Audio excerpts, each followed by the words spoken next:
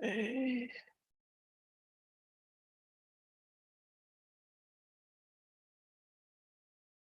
Okay.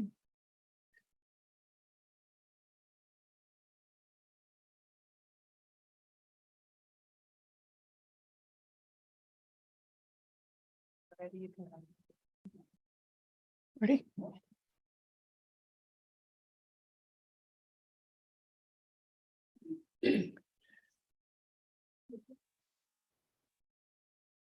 Namo tassa bhagavato arahato samma sambuddhassa.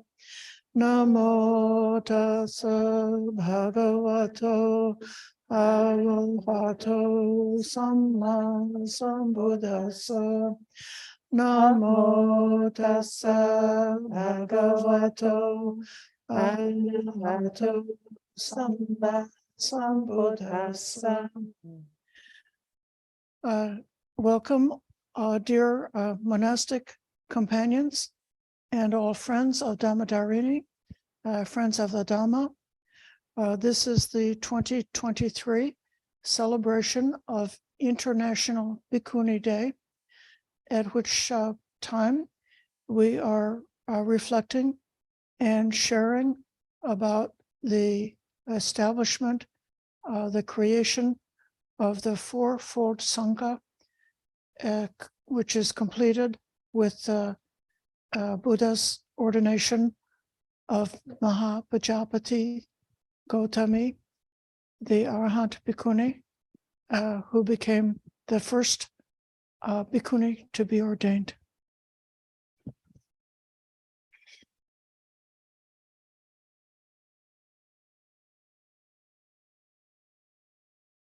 The theme that we chose for this time is from going forth to Arahanta.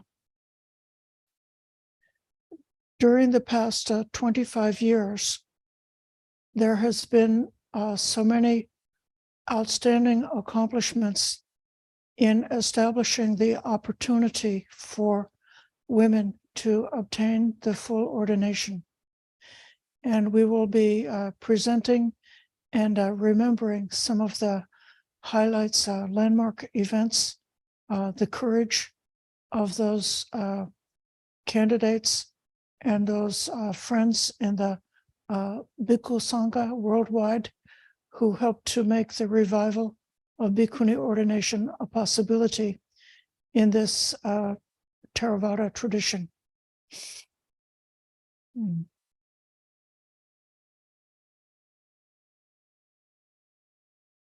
In addition to just having the facility for ordination, we recognize there's something very important for each country in the world. When the Bhikkhuni Sangha is established there, and then we have the full Fourfold Sangha established in that country, which in a certain kind of a way means that Buddhism is really established in that country.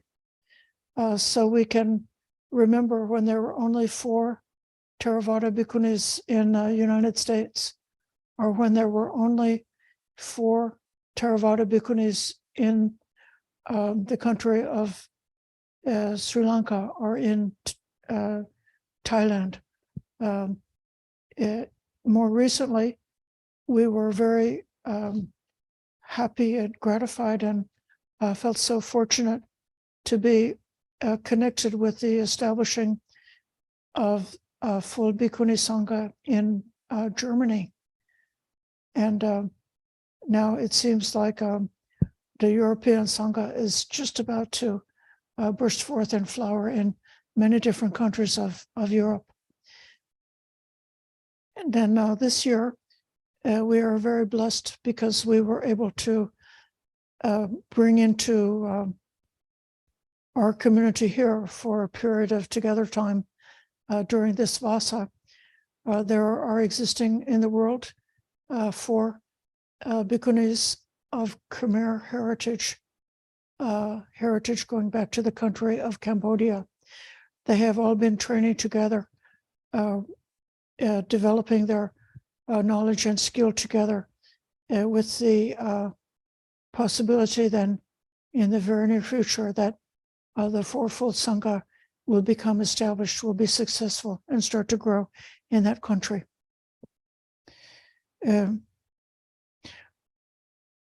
There's another sense in which we might think that the Bhikkhuni Sangha will truly be established in a place when we have fully enlightened Bhikkhunis, Arahanta Bhikkhunis, existing in that place.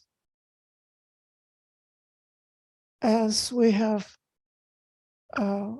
worked so hard, made so much effort just to establish the basics of having a physical place to practice with shelter and with supporters providing the requisites of life, with friendly support at the Bhikkhu Sangha, cultivating those relationships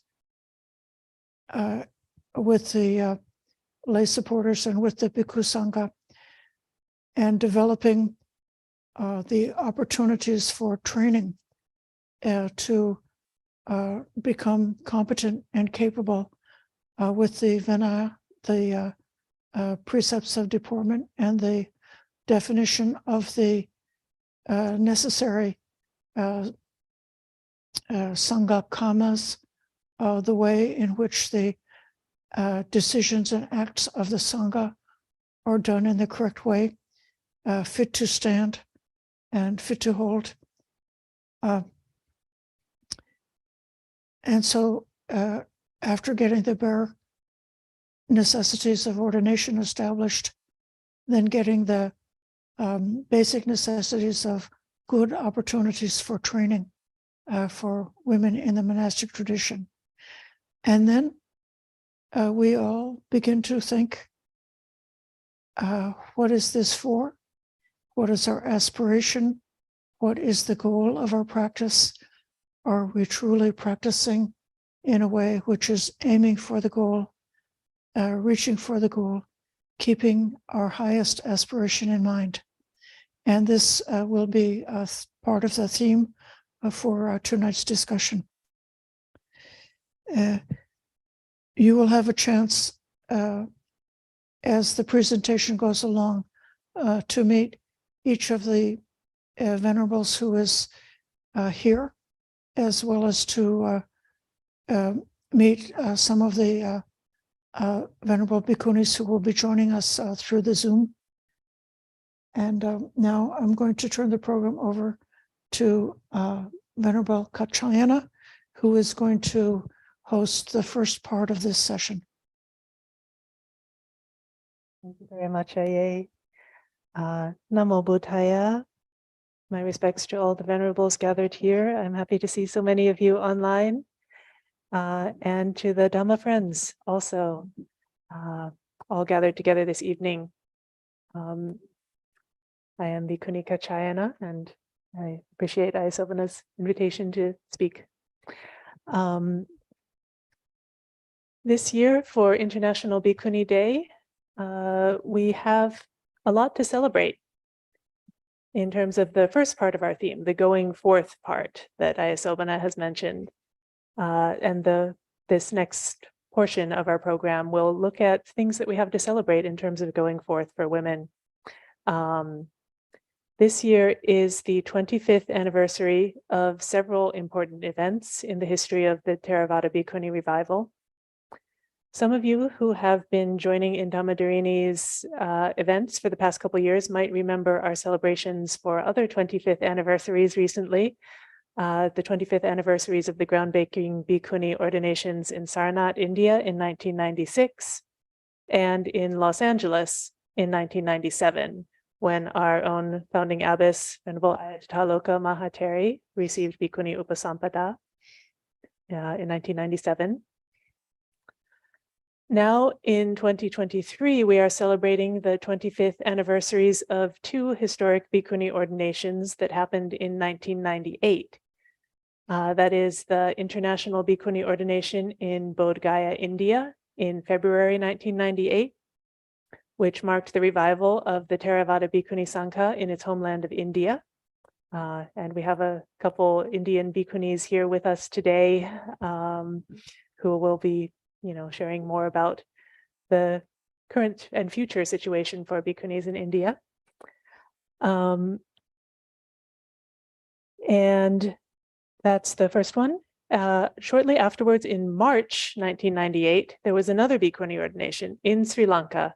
And this one marked the reinstitution of Theravada Bhikkhuni Preceptors and Theravada dual ordination in the Pali text tradition in Sri Lanka.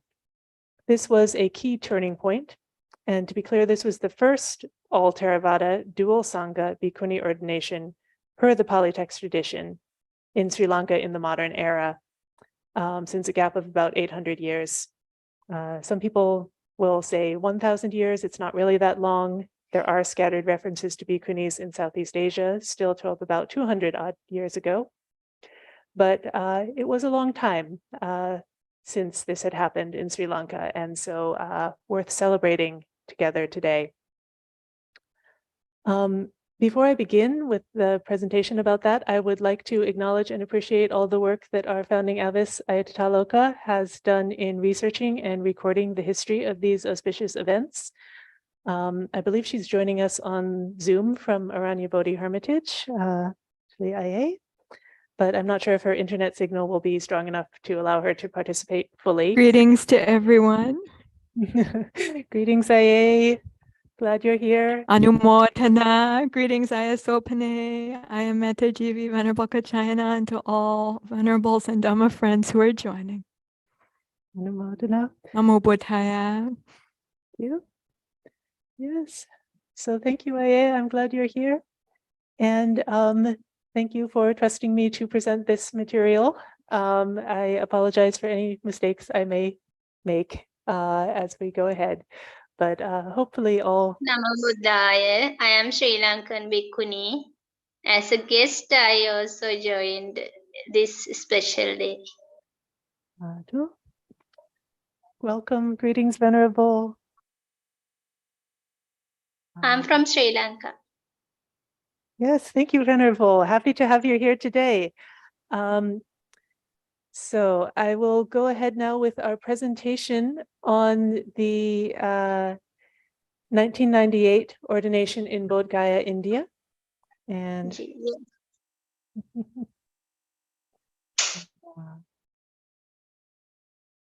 in just a moment, I will share my screen. There we go.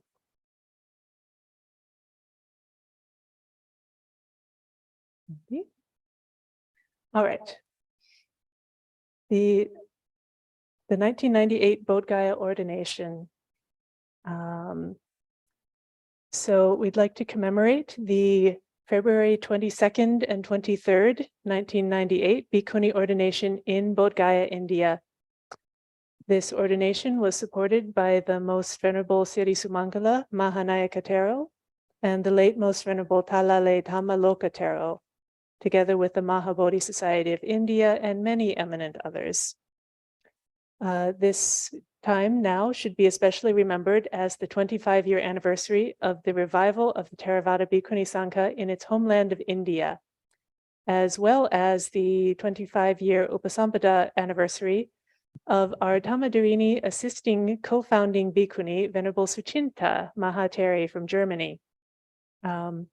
So Dhammadharini has a special connection with the 1998 Bodh Gaya ordination through Ayya Sucinta, who had an important role in the founding and early development of Dhammadharini when she joined the first and second Dhammadharini Vasas together with Ayya Tataloka as a second Bhikkhuni in 2005 and 2006.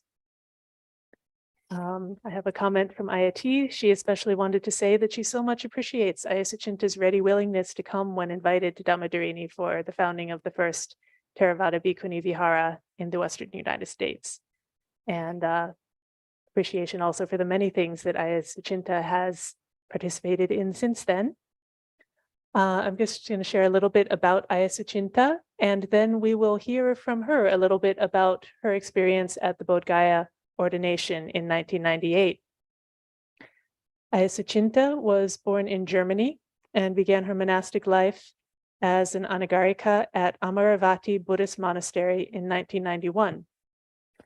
After her seminary ordination by Bhante Gunaratana in 1994, she trained with him at the Bhavana Society in West Virginia for 5 years. Bhante Gunaratana also supported her full ordination as a bhikkhuni in Bodh Gaya, India in 1998. As one of the bhikkhuni pioneers in the Theravada tradition in our time, she has helped to build up viharas for bhikkhunis in South Carolina, California, and a monastery in a Melbourne suburb at the invitation of the Buddhist Society of Victoria that developed into Sanghamitra and then into Newbury Buddhist Monastery. In 2010, Ayya Suchinta was asked to be the abbess of Anenja Vihara in southern Germany, where she resided until the end of 2017. After that, she went to Thailand for several years before returning again to Germany, and she's now staying at Wat Tama Vihara in Hanover Allem, Germany. So again, mentioning she supported the founding of Dhammadharini for the first 2 vasas. After the second vasa, she accepted the invitation to go to Australia for the founding of Sanghamitra, now Newbury Buddhist Monastery. And a further Dhammadharini connection was that when Ayya was invited by Ajahn Brahm and Ajahn Wayama to serve as preceptor for the first dual Sangha Theravada ordination outside of Sri Lanka in Perth, Australia in 2009, Ayya Suchinta was also invited to participate. At that time, she had just completed her 12th vasa. Ayya Tataloka served as preceptor for that ordination. Ayya Suchinta served as senior Kamavachacharini, and Ayya Sobhana here with me served as assisting Kamavachacharini. So this is not a complete list of all of Ayya Suchinta's many wonderful activities over the years, but just some of the ones that are connected especially with Dhammadharini. And we're very happy that Ayya Suchinta has agreed to share some reflections and photos from her ordination in Bodh Gaya. So inviting the video to be played.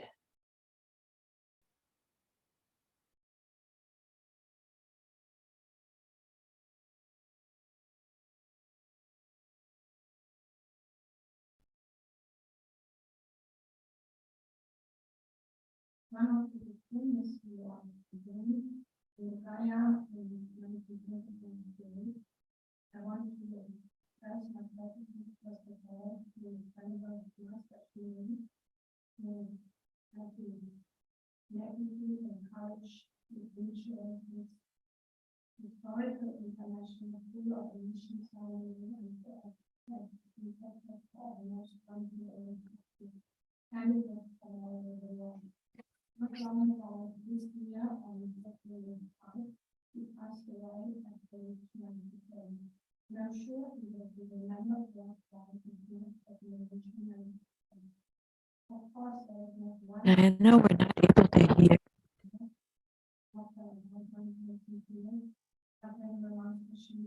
Definitely deserves to be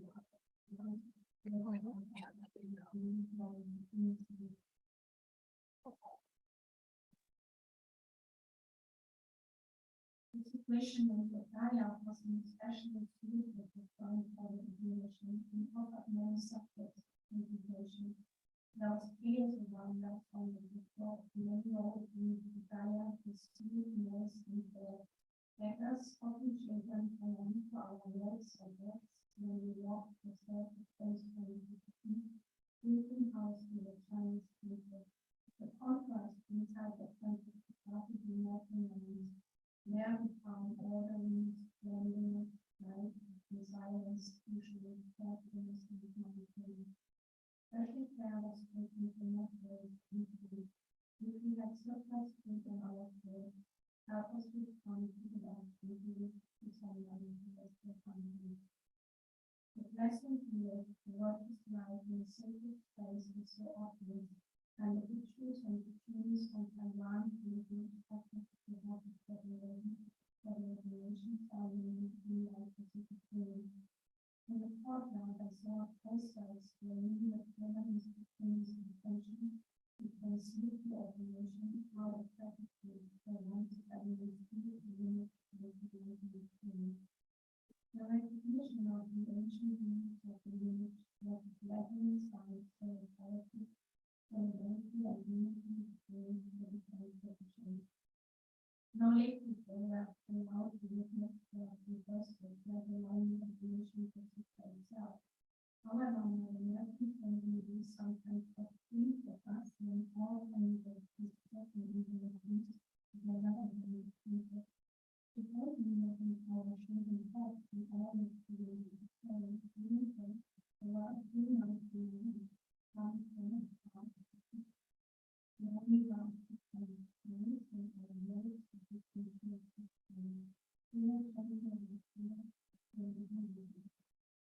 I wonder how we will manage to take the future community with every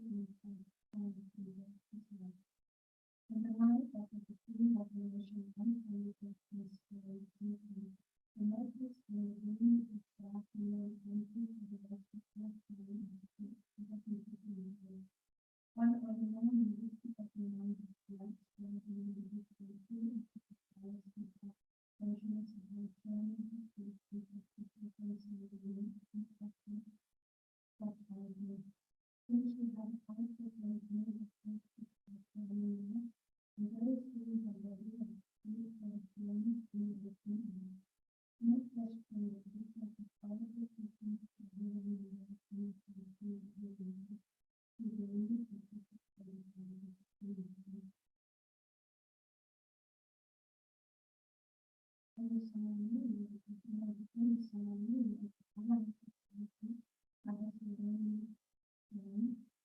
and this one seems to be something special.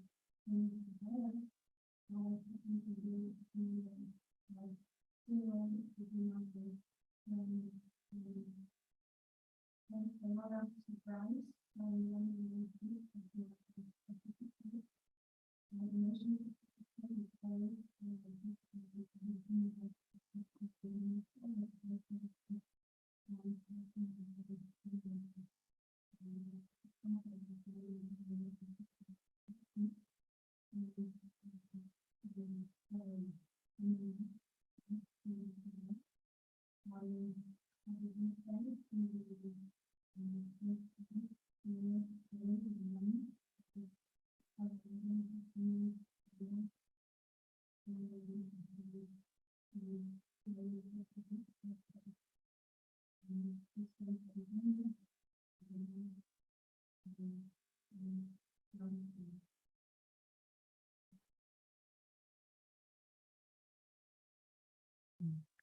Thank you very much. Yes, I'm seeing the messages about the audio not coming through clearly. Sorry, I think that's a matter of the sound in the video itself. I hope it's okay enough. I have some photos that Ayya Suchinta also shared, which I will put on the screen. She was mentioning that her friend Libby was able to take some photos of the ordination somehow. So this is, or I think she said of the rehearsal. So just a few photos from Ayya Suchinta's friend, memory of this great ordination. You can see how many Bhikkhunis to be there are here. Robes of different colors. Yeah. I'm not sure if you could make out the story about the one Bhikkhuni who passed away in the midst of the ordination. But she mentioned that this was a strong part of her experience, that the one Bhikkhuni collapsed under the bo tree in Bodh Gaya. And then there was the funeral and the cremation attended by all of these Bhikkhuni candidates together. So I think, this is that her friend also was able to take pictures of. So I think this, in a way, it can encapsulate our theme of why are we practicing in this way from going forth to the inspiration for practicing for arahathood. So sharing these photos. There they are, ready to become Bhikkhunis with their pure hearts, the shining light there. It's a very beautiful picture. Anyway, so thank you very much to Ayya Suchinta for sharing that video and the photos.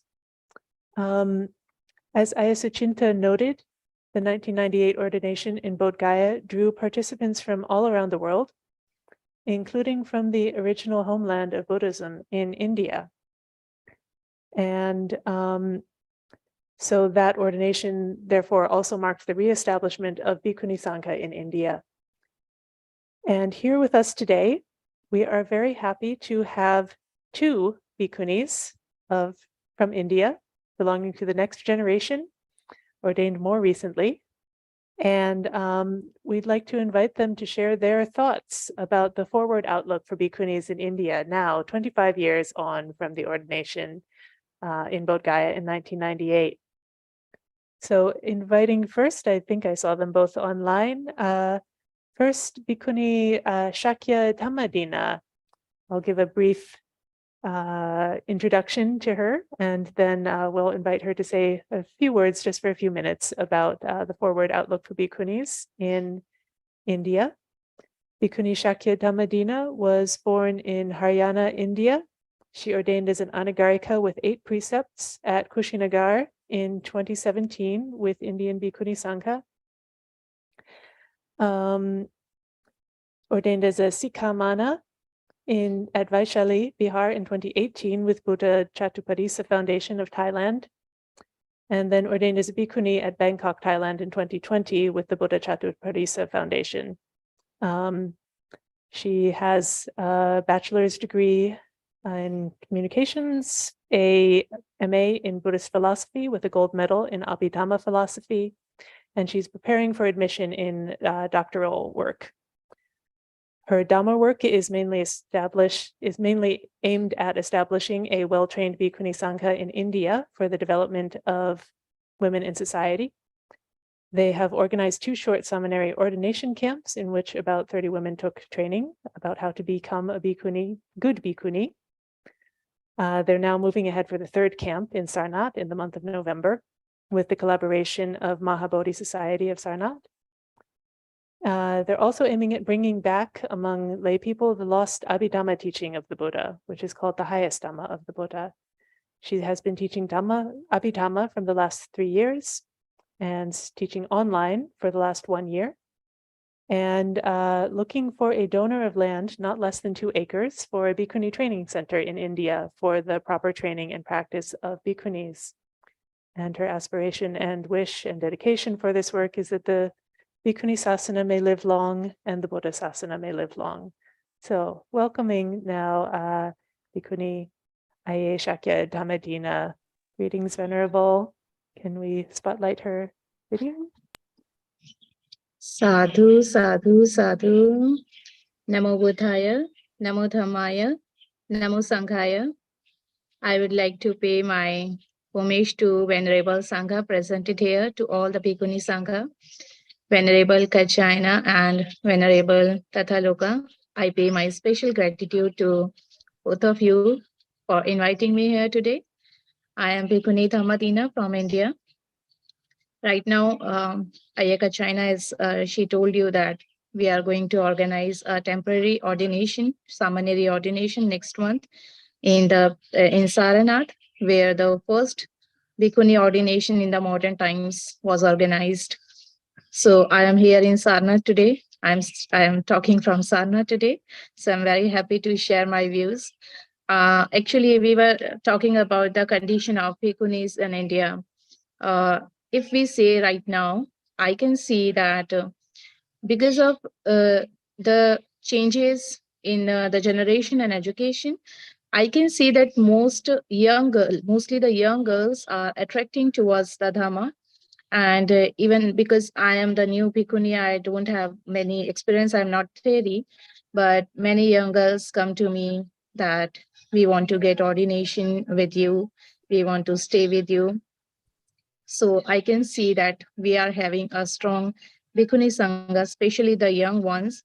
And as the Buddha himself has said that if the young generation or young bhikkhu or bhikkhunis get ordination in the Sangha, then they will spread the light like the moon, spread the light after the clouds are clear. So the first I can see today that the young girls are attracting in the present condition, though because of Indian tradition and culture, the parents of those young girls, they don't allow them, but still they sometimes they fight and sometimes they compromise with them, but still I can see that they are very eagerly waiting to get ordination. The second is the Bhikkhunis are getting united because as we have organized Bhikkhuni International Day, Bhikkhuni Sangha Day in Mumbai, currently on 29th and 30th September. And more than 100 Bhikkhunis participated in that. And they discussed a lot about the challenges facing, the Bhikkhunis are facing the challenges. And so we know that the Bhikkhunis are getting united. They are having a straight and only one point of view towards the Dhamma or towards the Bhikkhuni Sangha. So the unity, they have the power of unity now. And also the lay people, I can see that the lay people are becoming more aware about Bhikkhuni Sangha, and women are becoming more open to Dhamma and teaching as they are comfortable with Bhikkhunis more than bhikkhus. I can see that where I am residing right now in Nagpur, the women, they come to me, they share their problems.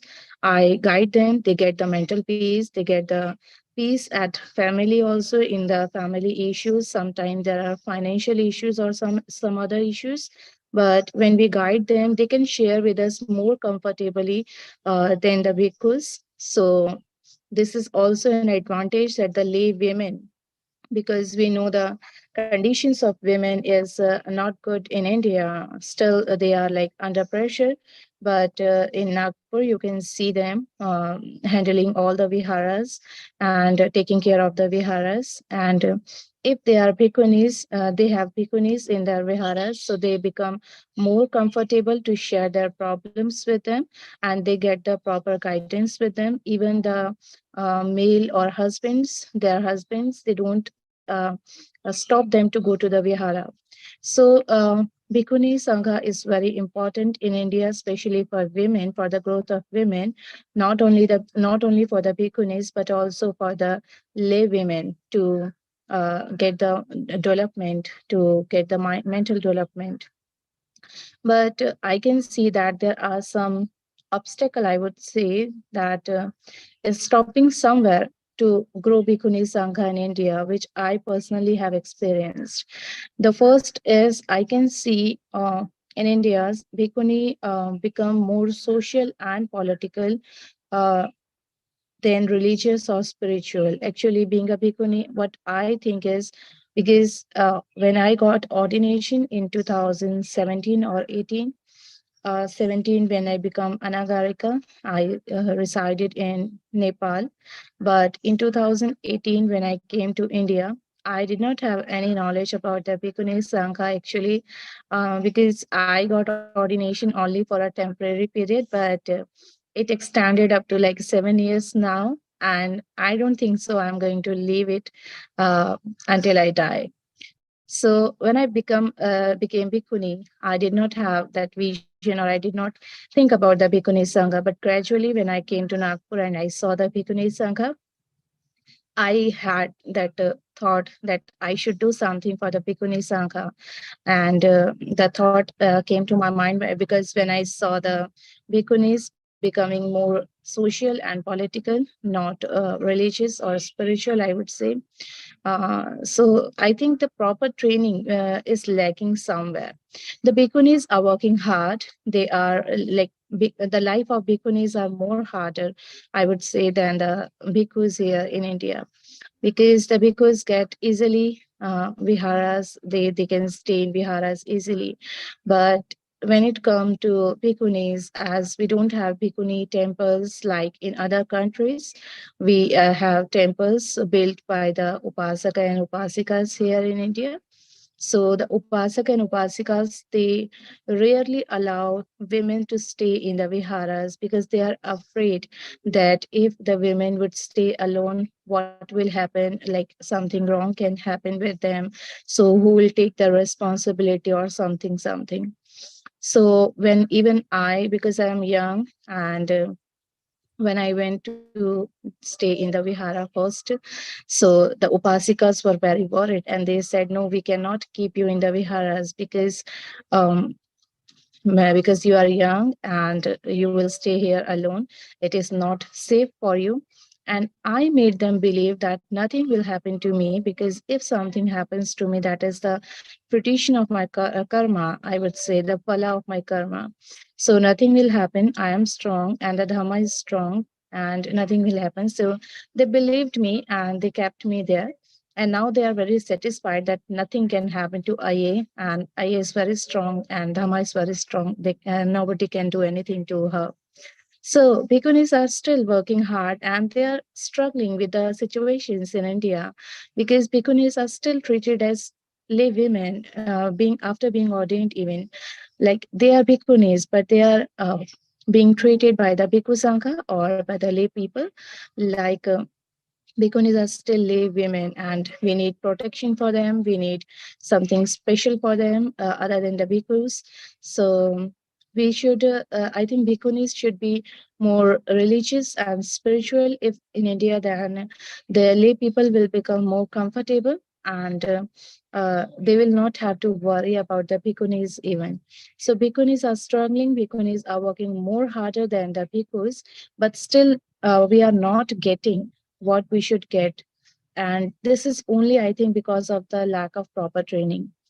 In India, we talk about the Bhikkhuni Sangha, but we don't talk about the trained Bhikkhuni Sangha. In India, I have seen that they give ordination to samaneries, and on the first day even, some of the samaneries, they take ordination and they just leave and stay in another viharas. They didn't get any proper training or something. Even I think 2 years back, I joined a program in which I met some samaneries. There were a lot of bhikkhunis in that program. So I was there to manage everything. So I told that the samaneries should go back to sit and the bhikkhunis should come in the front to sit according to the vasa they have spent, according to the seniority. So after some time, like after 10 minutes, some summonaries came to me and they asked me, Ayya, we would like to ask you something. I said, yes, go ahead.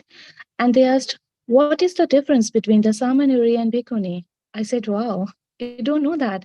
How long have you been ordained? They said like one of them was 4 years and one of them was 2 years. So they said like, we don't know the difference because our teacher did not give us training. We just took the ordination in the program and we just left to stay in another vihara. So I think we should, in India, if we talk about Bhikkhuni Sangha, it should be like well-trained Bhikkhuni Sangha. And I am trying to do that, and many Bhikkhunis are trying to do that. But because I'm young and I am educated, I think, so that's why we have already organized 2 seminary programs, and now we are moving ahead to organize a 3rd seminary program. And in the seminary program, I don't only allow them to go for the Pindapata, I don't only let them to do chanting, but also we have a proper training for like 3 hours a day, 1 hour in the morning, 1 hour in the afternoon, and 1 hour in the evening, so that they will know that what should be a bhikkhuni, what the rules the bhikkhuni should follow, the training the bhikkhuni should have. So in India, if we have well-trained bhikkhunis rather than only bhikkhunis, then I think the India will have strong. And when we talk about, like in India, we talk about the equality between the men and women, because there was extreme inequality in the past. and still there is some at some extent we have inequality. So some, like we talk, being a bhikkhuni also, we talk about the equality between the bhikkhus and the bhikkhunis. So if we talk about the bhikkhu and bhikkhunis, we don't respect, if we don't respect bhikkhus, because being a bhikkhuni, I can see that all the venerables present here, we know that we have to respect bhikkhus. It doesn't mean like we want people to respect us, but if we want people to respect us, it doesn't mean that we will disrespect the bhikkhu sangha. I think that bhikkhu sangha should be equally respected. We cannot create equality by disrespecting bhikkhu sangha. So when we talk about the equality doesn't come from the speeches or uh, from the teaching about inequality. You know, I think if we are equally trained, if we are well behaved, if we have like strong trained bhikkhuni sangha, then only we can be equal to bhikkhus, and we don't have to prove that by speeches only. So this is my view, that in the present we have a strong Bhikkhuni Sangha, we have a united Bhikkhuni Sangha, and the young girls are also attracting towards the Dhamma. And also the lay women are becoming more comfortable to go to the Vihara and to learn Dhamma from Bhikkhunis. And the families are getting peace because the women are learning Dhamma. But to grow Bhikkhuni Sangha in future as well more strongly, I think the Bhikkhuni should focus on getting training, on giving training to the novices, to the seminaries they are getting ordained, and they should give them proper training. They should be more religious or spiritual, and also the Bhikkhu Sangha should be equally respected by the Bhikkhuni Sangha, so that they will also give us the opportunities to grow more. So this is my view, and if I have made some mistake, I would like to apologize to the Venerable Sangha presented here. Sadhu, sadhu, sadhu. I hope the Bhikkhuni Sangha will grow in India and in the world as well. Sadhu, sadhu, sadhu. Sadhu, Sadhu, sadhu, sadhu, sadhu. sadhu. Anumodana. Thank you very much, Venerable, for sharing your perspective. Next is another Bhikkhuni from India, Bhikkhuni Vandana. I'll give a brief introduction to her. She's from India. She was ordained as a samaneri in 2005 when she was 7 years old. Her higher ordination as a Bhikkhuni took place last year, November 11th, 2022, as part of the International Bhikkhuni Ordination and Training organized by the United Theravada Bhikkhuni Sangha International in Bodh Gaya. Her grandmother is also a Bhikkhuni, so it runs in the family. Now she is in university in Nagpur, Maharashtra, India, pursuing a bachelor's degree in the Pali language. Welcome, Venerable. Are you here, Bhikkhuni Vandana?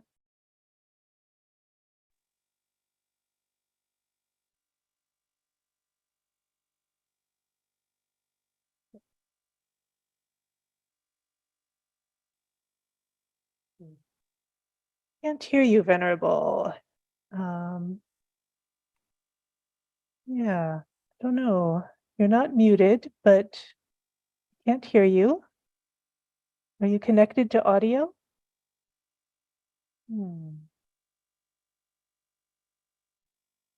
Okay, now Yes. you can? Yes, good. Thank you. Okay.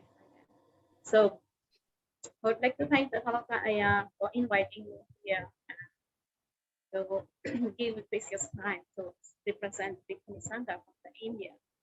So since my childhood, I'm seeing lots of Bhikkhuni in India, but like Ayya Satyadika said, we have lack of training. Because of lack of the training, Bhikkhuni doesn't know the aim why they become the Bhikkhunis. So in India, it's like male-dominated countries. Still, people don't believe in women that they can also live a spiritual life. They doubt in the women because in India like they represent women as a maid, as a big person. So they don't accept that women can do better than men. They can live a spiritual life that like, they can live in forest. In India, I think we need to change the mental, and we can only do that by spread the Dhamma, give them the guidance. Like we can give them example of Theri, Gautami, Palwana, Madina, Kaccayana, the Sanghamita who went from India to Sri Lanka. I think after that, can convince them that yes, women also can do attain the enlightenment as men can do, because in India, like, people never saw women living a spiritual life. So, like Ayya said, in India, we have lack of teachings and training for Bhikkhunis, because people don't believe in Bhikkhunis. They don't believe that they can spread the Dhamma as Bhikkhus can. So that's why they're not supporting the Bhikkhunis. And first thing is that Bhikkhunis are also not trying to fight for themselves, to prove themselves. At least we can try, can give the effort, because Buddha gave the 4 pillars, and we are the second pillar, like Bhikkhu, Bhikkhuni, Upasa, and Upasana. So in Dhamma, we are the second pillar, the most important pillar. You know? So first, we need to see our importance in the sasana. You know, if we don't see our own importance, so we can't explain others that how much important Bhikkhuni Sangha in the Buddha sasana. But like because Indian Bhikkhuni don't get training, so even they don't know that how much they are important to the sasana, to spread the Buddhism, the 4th pillar, because we are second pillar, so much burden, so much responsibility to spread the Dhamma. You know? So we need to understand our responsibility first. So if we understand our responsibility, we kind of try to work in that way, and we try to teach people, we try to convince them that you should also come to Bhikkhuni Sangha. And yeah, I won't take much time. So I would just like to say, like, we need more young generation to spread Buddhism as a second pillar. I'm hoping to new generation to come in the Buddhism. As a Bhikkhuni, I'm determined not to lose my efforts as after all I'm the disciple of Buddha. And I would like to mention one book of the Bhante Bodhi, as he wrote the revival of the Bhikkhuni ordination in the Theravada tradition. I think if the young generation will read the book, they will get the encouragement that I should get ordained, and what is the importance of the Bhikkhuni Sangha. And also there is some sutta that we can mention for young generation, that they can read that and they should encourage themselves to come to this. I hope in the future that this time all the Bhikkhuni Sangha gathered together, and we can show the world that yes, the Bhikkhuni Sangha, the women also can get enlightened, like in the Buddha Sasana, in the Buddha Vedas period, and now also we can lead spiritual life, we can lead the people who are in sufferings, we can make them free from their sufferings. Yes, so we can do that. And I'll stop my words here because we don't have much time. Thank you for giving me a chance to share my experience. May we all have opportunities to learn and practice the Dhamma in the way the Buddha taught us. May all be happy, and may the best come to us, all of us.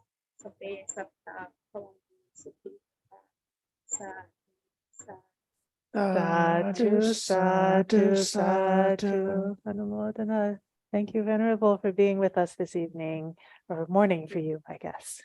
Glad to have you. Okay. So this is our celebration of that ordination 25 years ago in Bodh Gaya.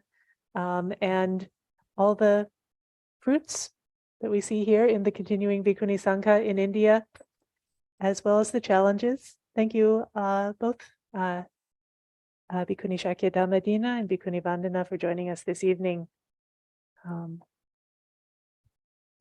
So moving on to the next of our anniversaries to commemorate. Following closely on the February 22 and 23, 1998 ordination in Bodh Gaya, India, there was another ordination in Dambulla, Sri Lanka on March 12, 1998, which was also historically important because it marked the revival of the Theravada Bhikkhuni dual ordination, together with the appointment and service of the first 3 Theravada Bhikkhuni preceptors of the modern era at Dambulla in Sri Lanka.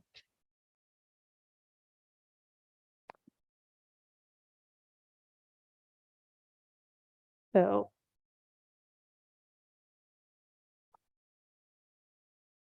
the ordination happened on March 12, 1998.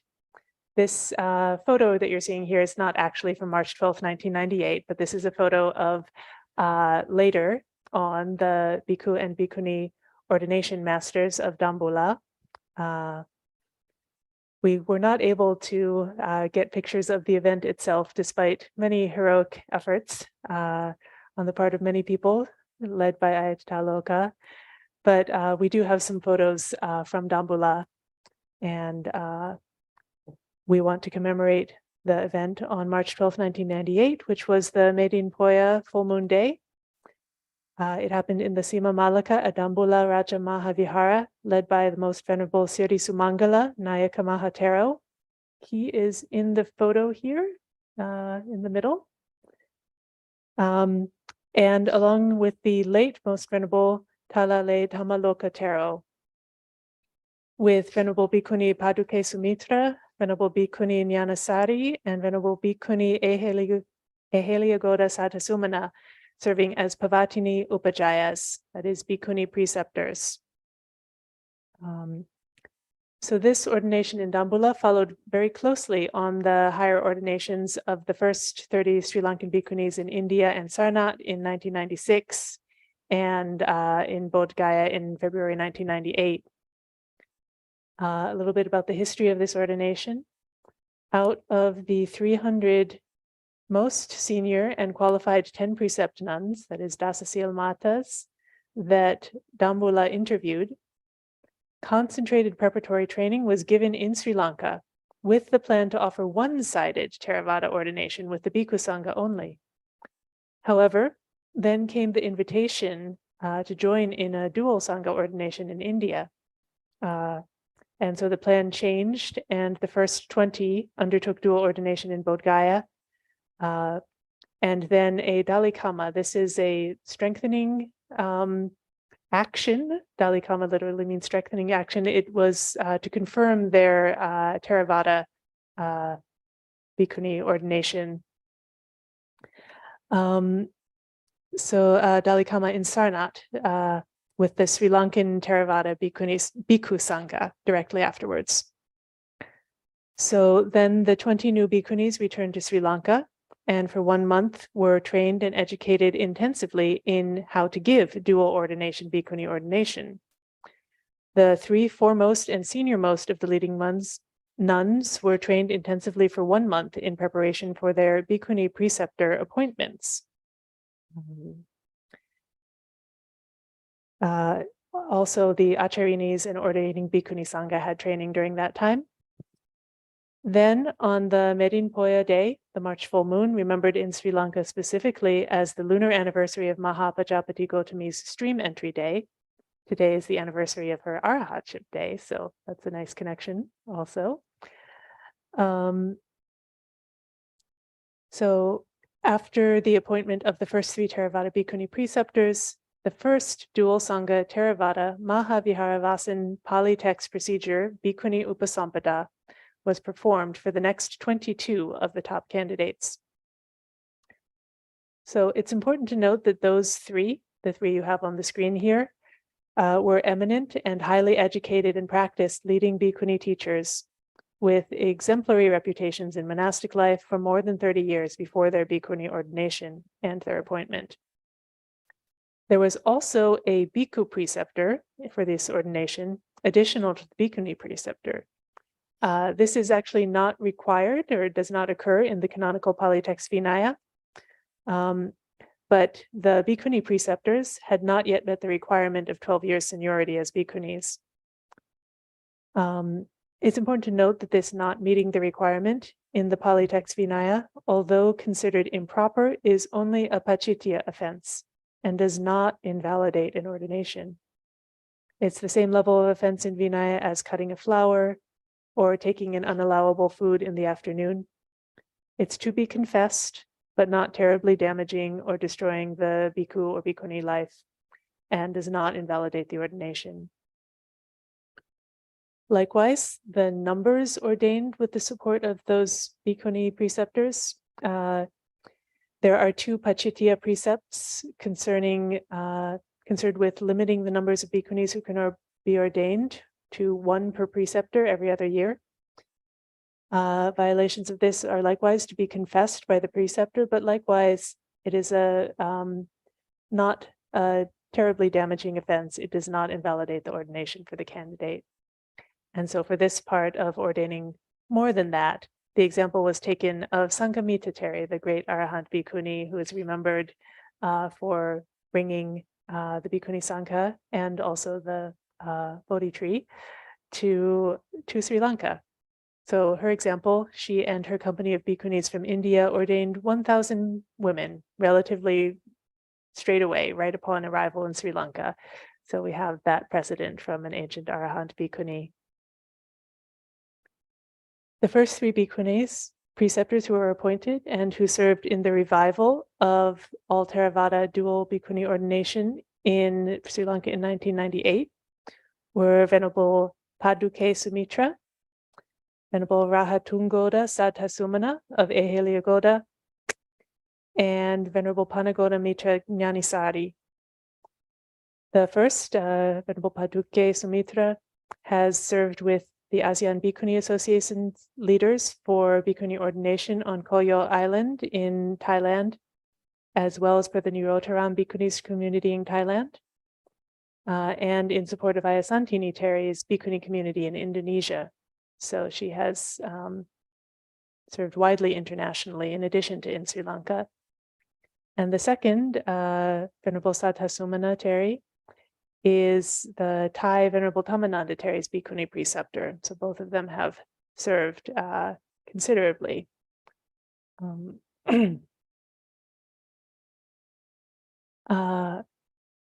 So subsequently, Bhikkhuni ordinations were held every 3 months at Dambulla until the backlog of candidates was caught up, and then it's been yearly since then.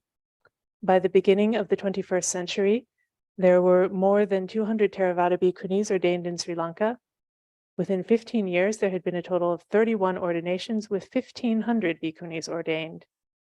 And by the 2019 Vasa, the Dambulla tradition counted 3,000 Bhikkhunis ordained in Sri Lanka. By 2020, scholars counted between 4,000 to 5,000 Bhikkhunis in Sri Lanka, including all the numerous traditions and schools in which there are Bhikkhunis additional to Dambulla, the Sakyadita, Naugala, Dekanduwala, etc. And we'd like to note that our Dhammadharini Vice Abbess and Bhikkhuni Acharini, Venerable Sobhana Theri, sitting next to me, received higher ordination as a Bhikkhuni at Dambulla in 2006 with Bhikkhuni preceptor Paduke Sumitra and with her, so this is her preceptor here, and this is Ayya Sobhana in front of her at the time of Ayya Sobhana's ordination in 2006. And she also, her Acharini, Nisaya Acharini, and Bokotmali Siri Sumeta Mahateri was also ordained at 1998 in Bodh Gaya. And we have the photo of here with Ayya Sobhana. And I understand that Venerable Kaccayana. I understand that she is online with us right now, which I think is what Ayya Tataloka would like to let me know. Yes. Welcome. I think we'd like to welcome her, especially thanks very much for joining us, and appreciation to Nirosha for facilitating, and let Ayya Sobhana have a chance to express her vandana to her Bhikkhuni Acharini, Venerable Kodmale Siri Sumedha Mahateri, who is online with us now. Would you like to give her a chance to say something? Please, you can express your vandana. You're on. You can say. Ogasa vandame aye, sabang aparadang kamatame aye. Maya katang punyang samina anumoditamang, samini akatang punyang mahandatabang. Venerable, I haven't spoken to you in so many years, and I'm very feeling so wonderful to be in your presence through the miracle of the computer.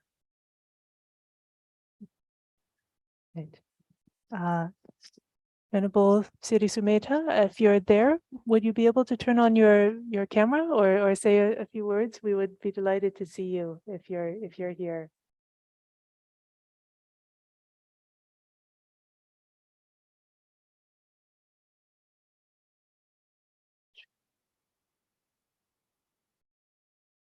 Siri Sumedha Mahateri, Aradhanam Karomi.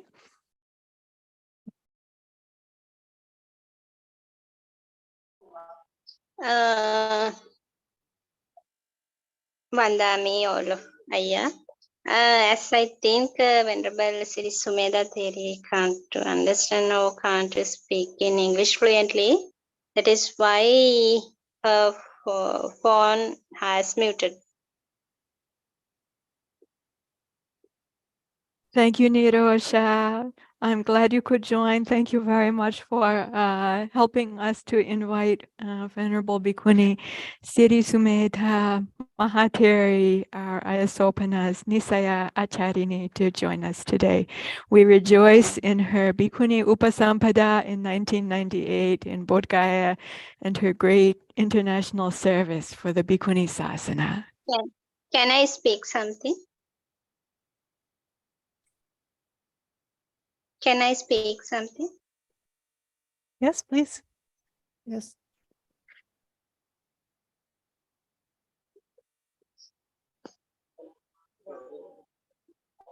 Bhikkhuni ordination, it is a great blessing that today. Bhikkhuni ordination in Theravada Buddhism is no longer novelty. After lapse of 9 centuries, there now exists in Sri Lanka a functional Bhikkhuni Sangha holding regular Patimokka recitation of the precepts and properly supported by bhikkhus. Sri Lankan nuns have received Upasampada in every year since 1998. Over 400 bhikkhunis are practicing, mostly in rural areas. There are 2,000 samaries preparing for ordination. In Dambulla, as well as 3,000 practicing as Dasasil Matas, the older order of 10 precepts nuns. These developments should be celebrated by anyone who appreciates the Buddha's plan for a fourfold Mahasangha of bhikkhus, bhikkhunis, male and female, supported. In a village sanghas, at least 4 bhikkhunis would meet regularly for Patimokka, and there would be sufficient depth of training. I also get higher ordination from Dambulla Sima Malaka. There are about 30 nuns with me. We have monasteries with various facilities. We can educate some of my nuns learning in universities, and they are learning in schools also. We are happily meditating and creation of Dhamma, chanting Piritan, etc. We like to meditate well, and we have ambition to attain Nibbana in this life itself. So I like to give my thanks, my heartfelt thanks, all of you Ayyas. Thank you very much to give my ideas, all of you. Vandami. Namo Buddhaya. Sadhu, sadhu, Sadhu, sadhu, sadhu, Anumodana. Male Bhikkhuni Mahanse Anumodami. Thank you very much for sharing. Very much. So we would like to take this opportunity to deeply appreciate and rejoice in the merits of the Most Venerable Sri Sumangala Mahanayaka Thero. I'll put his photo back up. And of the late Most Venerable Thalale Dhammaloka Thero, together with the first three Bhikkhuni preceptors of the revival, that is Venerable Bhikkhuni Paduke Sumitra Mahateri, Venerable Bhikkhuni Panagoda Mitra Jnanasari Mahateri, and Venerable Bhikkhuni Eheliagoda Satasumana Mahateri, and all of the Venerable Bhikkhu and Bhikkhuni instructors, teachers, mentors, and supporters who comprise the quorum of the Theravada Bhikkhuni Sangha and the quorum of the Theravada Bhikkhu Sangha for the first dual Theravada Bhikkhuni ordination on the March full moon Medin Poya day, also remembered as Mahapajapati Gautami Stream Entry Day 25 years ago. Sadhu, sadhu, punyanumodama. Oh, I had one more picture to share. Here's a couple more pictures from Ayya Sobhana and her Asharini, Venerable Sri Sumeta Mahateri, who is with us this evening. One more event that we'd like to commemorate today is more recent, but we'd like to take this opportunity to celebrate another milestone for Bhikkhuni ordination. That is the reinstitution of Bhikkhuni Sangha and Fourfold Communities, now in all three of the great ancient and still living Vinaya lineages. This happened with the Mūlasarvāstivāda Nikaya Bhikshuni Ordinations in Bhutan last year on June 21st, 2022. Since the early 1980s, with the support of His Holiness the Dalai Lama and several other Tibetan and Himalayan Buddhist teachers and leaders, Himalayan Buddhist nuns of Himalayan traditions have received full Bhikshuni ordination. However, until last year, they needed to go outside of their own tradition, as full ordination for women has not been available within the Himalayan monastic traditions for some time. So we were delighted to see the following announcement and photos in June of last year. I'll read an announcement that was published then. Today, on the 21st of June, 2022, corresponding to the 23rd day of the 4th lunar month, His Holiness the Je Khenpo is conferring the Gelongma, that is Bhikshuni, vows to about 144 nuns, as announced by the Bhutan Nuns Foundation at Ramtangka Paro. Nuns who are receiving the vows are not only from Bhutan, but also from neighboring countries. Auspicious signs, such as rainbows encircling the sun, could be witnessed today.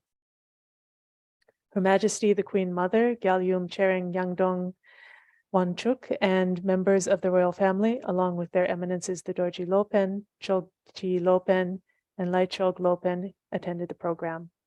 This was a posting on Facebook from Jung Dratchang of the Central Monastic Body of Bhutan. And Ayati had shared a comment about this. She's heard that another one of these Bhikshuni ordinations is planned for next year, June 21st, 2024. And she wanted to note just how powerful it is to see this being done with royal and government support, as well as the leadership of the National Preceptor of Bhutan. She notes that the Himalayan traditions are really surging ahead now in their empowerment of Bhikshunis.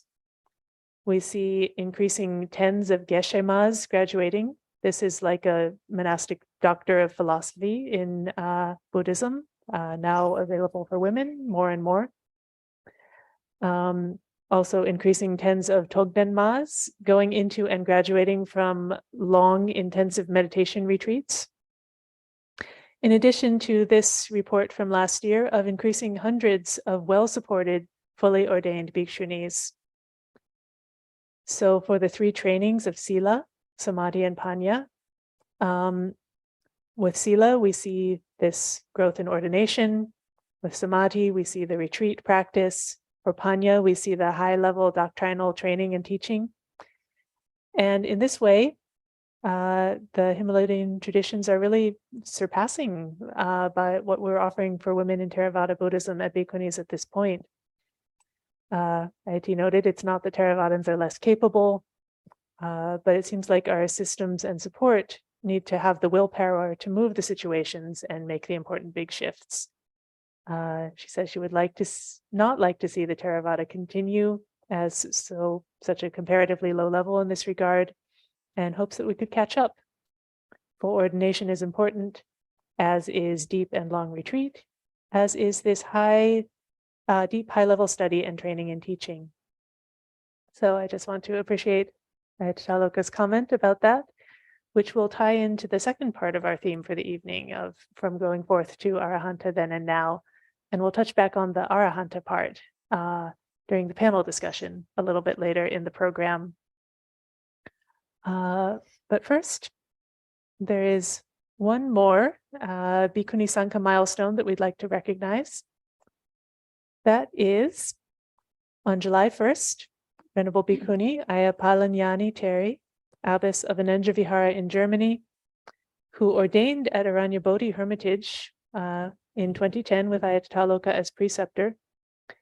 On July 1st, she was herself appointed a Bhikkhuni preceptor. So we'd like to share our mudita with her for that appointment, as well as mudita for the 3 new Bhikkhunis who ordained with her the next day on July 2nd, 2023.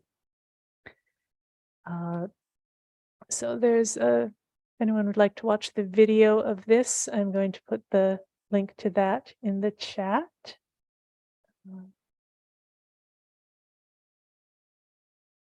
So we can put this ordination in the context of witnessing the rising of our next generation emerging, in part from efforts at Dhammadharini. First, we saw 2 years ago, Ayya Theri came to be the first among those who were ordained at the first Bhikkhuni ordination that Ayatoloka served as Bhikkhuni preceptor for in 2009.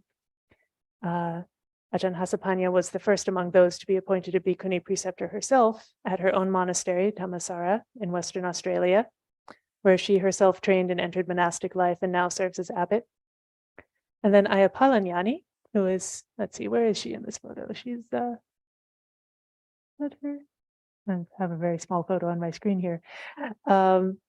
Anyway, Ayya Palanyani was part of the next group that Ayatoloka served as a preceptor for the following year back in the USA at Aranya Bodhi in 2010, in the first all-Theravada dual Bhikkhuni ordination in North America.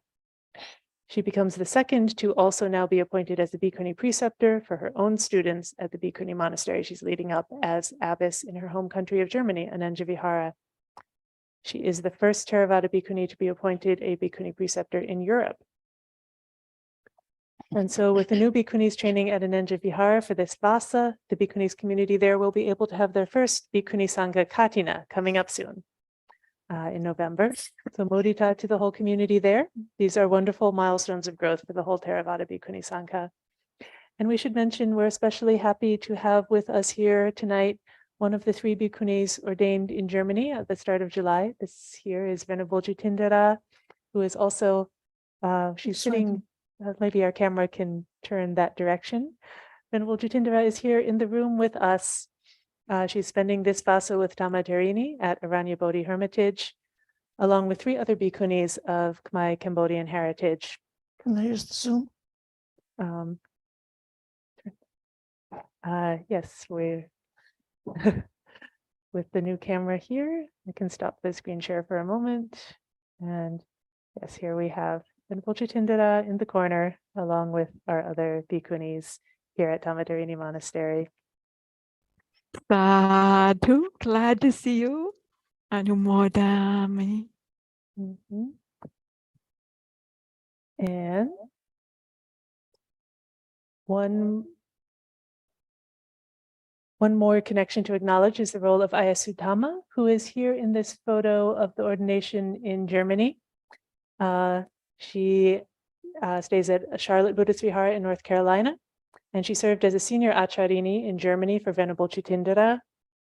Ayya Sudhamma also served here in the US as preceptor for Venerable Saddha Bhikkhuni, who is also, well, you just saw her a moment ago, also sitting on this bench here in this hall. So another of the Bhikkhunis spending Vasa with Dhammadharini this year.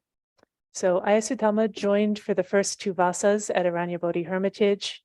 And so now we're seeing a couple of her students here with us as the 2nd generation at the Hermitage this Vasa.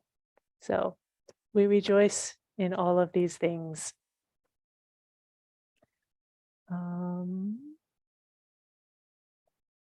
Okay. So, although not all the work is done yet, we still have a lot to celebrate this year in terms of women's opportunities to go forth. And for the next section of the program, we will be moving on from that going forth to the next part of our theme for the evening of Arahanta, then and now. We'd like to speak together about the next steps for the Bhikkhuni Sangha, focusing on how we can both ground and begin to shift the emphasis from the revival of full ordination to the revival of a Fourfold Sangha situation, equally moralizing and supportive of arahatship for Bhikkhunis as for bhikkhus. Did you want to take a quick? Okay. Before we get into that discussion, we are going to take a very brief intermission for 5 minutes. Welcome to sit in silent meditation or to take a bathroom break or whatever you need to do for 5 minutes, and then we will return for the panel discussion. I see that we have a number of Bhikkhunis gathered together here online, and we'd like to invite any of them who wish to say a few words during the panel discussion, along with our community here in the room tonight. So we'll be back in just about 5 minutes. Thank you.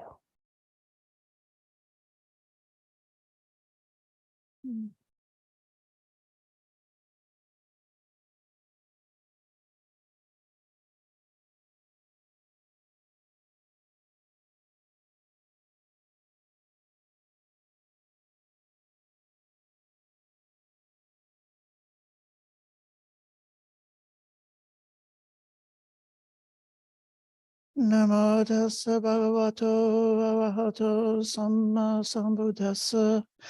Namo tassa bhagavato arahato samma sambuddhassa.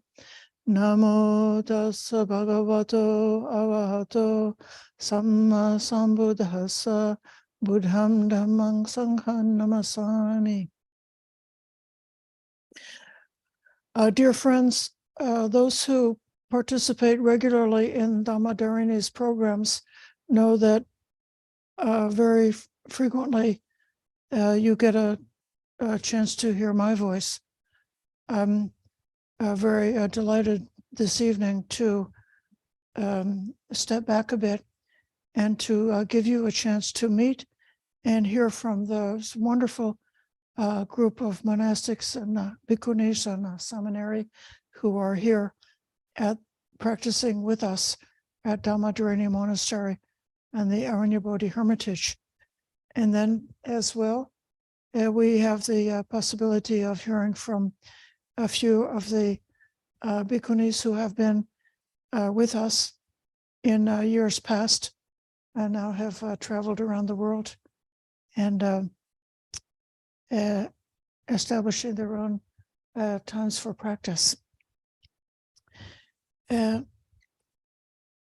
If the camera can shift a little bit, I would like to invite Venerable Ayya Matajivi Bhikkhuni to lead us off. And yeah, is there any chance to zoom in closer so they can see her?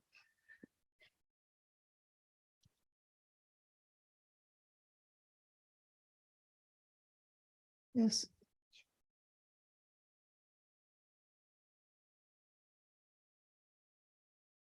So I give you the mic to speak.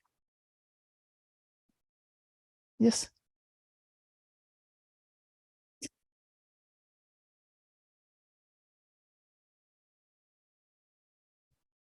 Hello, checking. Can hear. Okay.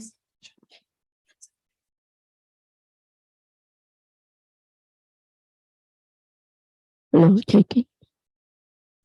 Please. Namo Ratanataya Wantami. My respect to all venerable monastic and all Dhamma friends.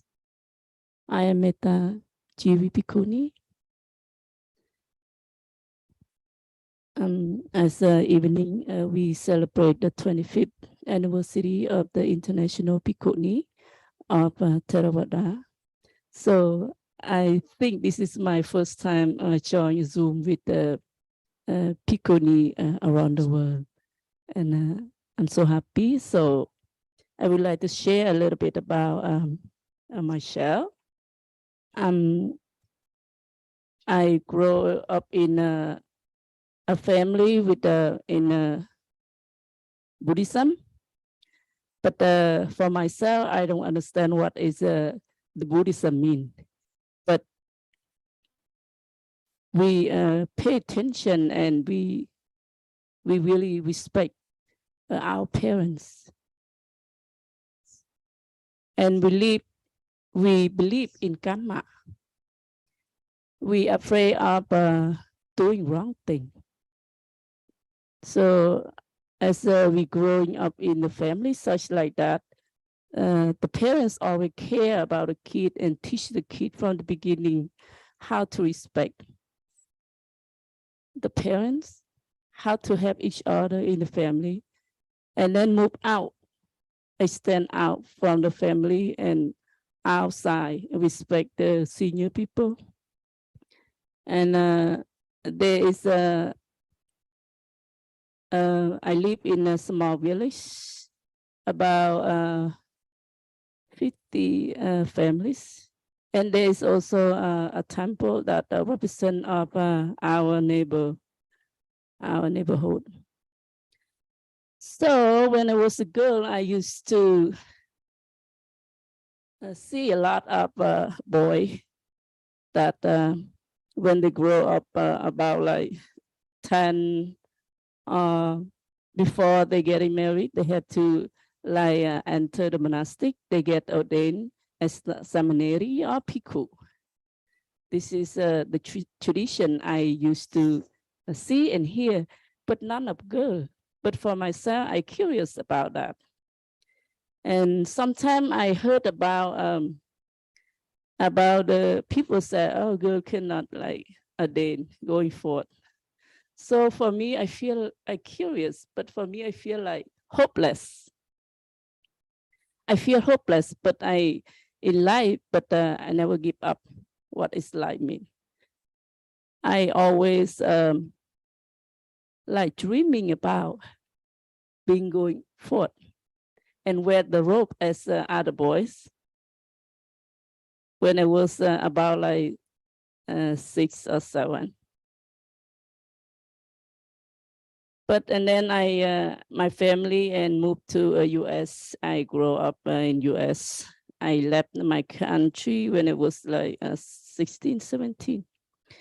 And it's still, we also, live with we join, we go to where our community as a Cambodian local. So we stay together and we practice and hold our tradition together as well as when we were, in our country. So I live in Massachusetts, USA. During that time, I still heard about, how women cannot ordain, women cannot ordain. But and then I curious about that. I think what's going on, because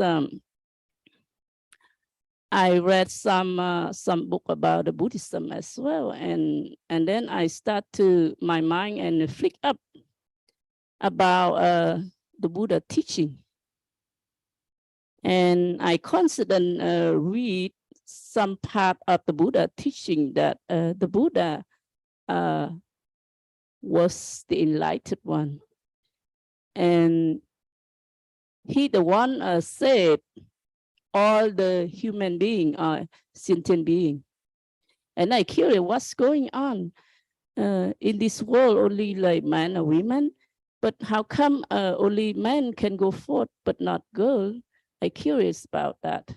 I always thinking about that, and I search about Buddhism. I study about that. And then in 2013, I have a chance for a meditation, 10 days in Massachusetts. And then since then, after the 10 days, everybody went off. But for myself, I continue for that since then. And as a 10 precept, I keep the 10 precept. And I stay in the temple and stay with the bhikkhus. But during my time stay there, they don't teach, us anything, just work for them, clean and cook. But myself, daytime, I clean, I cook, I work, for the temple, support the bhikkhu. But at night, I try to study, I try to do the research about the Buddhism. I study the Pitaka in the Cambodian script. And then for a while, and then for 3-4 years, and with the bhikkhu, and then I kind of like understand, and then I traveled on to Vietnam, I traveled on to Cambodia to find out if there is a bhikkhu or someone else, want to share me the Buddha teaching, but seems like it's really small amount. But there is a bhikkhu who support me, from the beginning. And I learned from him. But he didn't really open clearly for the Buddha teaching. He just like going around. He just said, just prepare yourself. And I wanted me prepare myself for what? But he never like showed me direction about the Buddha teaching. So I stay with him, I study and practice well, keep my precept well and practice meditation and reading. And when there is time, he said, it's time for you to go. Go to search for yourself. And then I went off from him. And then in 2016, then there is a contact. My friend, which is now Venerable Tamanusara, is the one that we start from the beginning. She invited me down to Canada and to help her shape her head and prepare for Donji, a white robe. So I went down to Canada and stayed in the temple. That temple we call Khmer Hamilton in Canada, Khmer Bhikkhu over there. So we stayed there, and she got ordained as a time precept that time. So we stayed together for a while. I think about like only like 31 days, 3 weeks, means with 3 weeks. And then, so we stay there, we practice, we searching day and night about the Buddha teaching. And we chanting, we meditate. And there is a bhikkhu. He lived upstairs, the same, our building. So one day he went down, he checked to see how is Viyadonti doing. So since then he came down, and then for me, I asked him, I greeting him, pay respect to him, and asked him, Venerable, how do you think about the Buddha teaching? Would you please share for me? I know you have been ordained as Bhikkhu so many years, and I know you know the direction. So please share to me. So when I meet, sorry, we don't have time, so I'm gonna go short. So during that time, he's the one who said, yeah, a girl can practice the Buddha teaching and can go ordain as well. So, and then he came back with the 13 Arahanta. He said, here, this is your lineage. I've been keep it so long. So now I return it to you. So please accept it. So my job is done. And then I read it, I feel like, wow, this is what I've been searching. So I'm so happy to hear that. And then after that, he gave me a ordination as a seminary in 2017. And I trained with him almost 2 years. And then I went back to Cambodian temple. And there is a bhikkhu, Cambodian and Sri Lankan, that they support me and brought me to Sri Lanka for high ordination, and until now. And now I have 4 Bhikkhuni as a Khmer Bhikkhuni, and I'm so happy that to get back for what I've been searching for. And I think this is also a part of my responsibility in the Sasana. Since I study about the Buddha teaching and practice, I realized that the bhikkhuni that disappear long time, I think that's our problem. I think for myself, this is my opinion. So I must do, something. I must take action and to fulfill the Buddhism. So I'm happy now. We got 4 of us now as a Sangha, and not just for Cambodian Bhikkhuni, but for me, I feel, I feel so happy and really proud that there is a Bhikkhuni around the world. And I feel so strong and thankful to the Bhikkhuni around the world, for the senior who went through that. And I know that how difficult, life they went through, and I appreciate that. And thank you so much. And I wish our lineage will stay longer.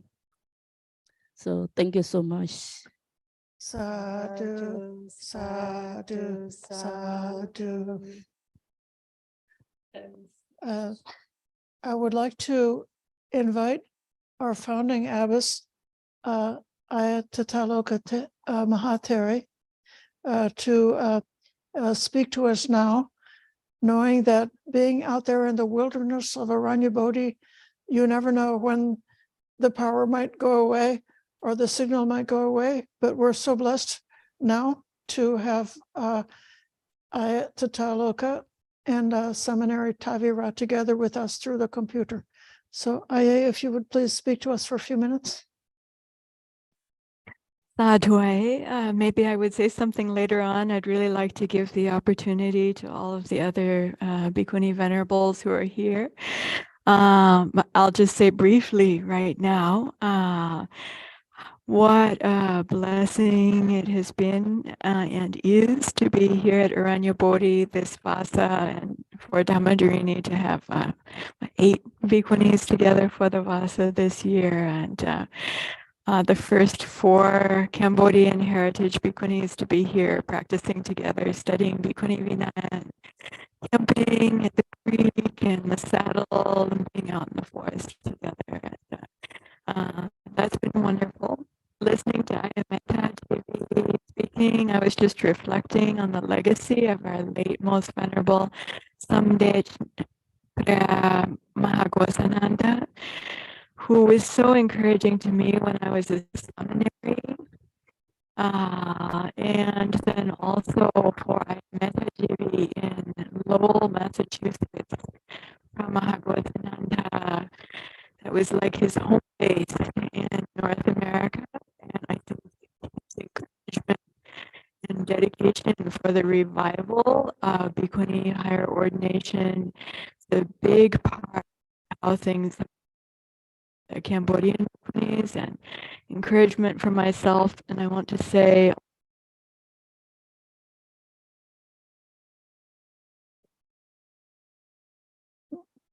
seven in Bodh Gaya, but then in 1998 in Bodh Gaya as Cambodian International Patriarch. He also gave his full blessings and support and boon to that 1998 Bhikkhuni ordination in Bodh Gaya that we're celebrating the 25-year anniversary of now. So it's just recollecting and just want to express my gratitude and appreciation briefly here now, seeing these connections for all of us, for Sri Lanka, for India, for Cambodia, for us here in the United States, as well as connection in Australia and New Zealand, and we're all connected as Sangha. So if there's time later on, I might say something. For now, just this gratitude. Thank you. And greetings to everyone. So happy to see you on the screen. Ayya Santachari, Ayya Karunika, Ayya Upeka, Ayya Nyanika, and oh, that's Aranya Bodhi. Seminary Tavira here with me. Everyone who's here. Triple Gem blessings. Please go ahead with the panel. Thank you, Ayya. Among those who I can see on the screen, Venerable Ayya Karunika is one of the eldest who was ordained with the Dhammadharini Sangha. I wonder if you'd be willing to say a few sentences about the significance of the Bhikkhuni life for you. Sure. At times it seems like another lifetime ago.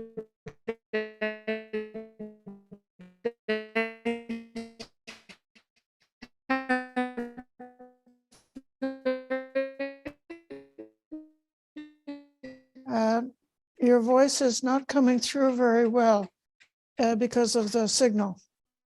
Maybe if you disappear your picture, that your voice will be better.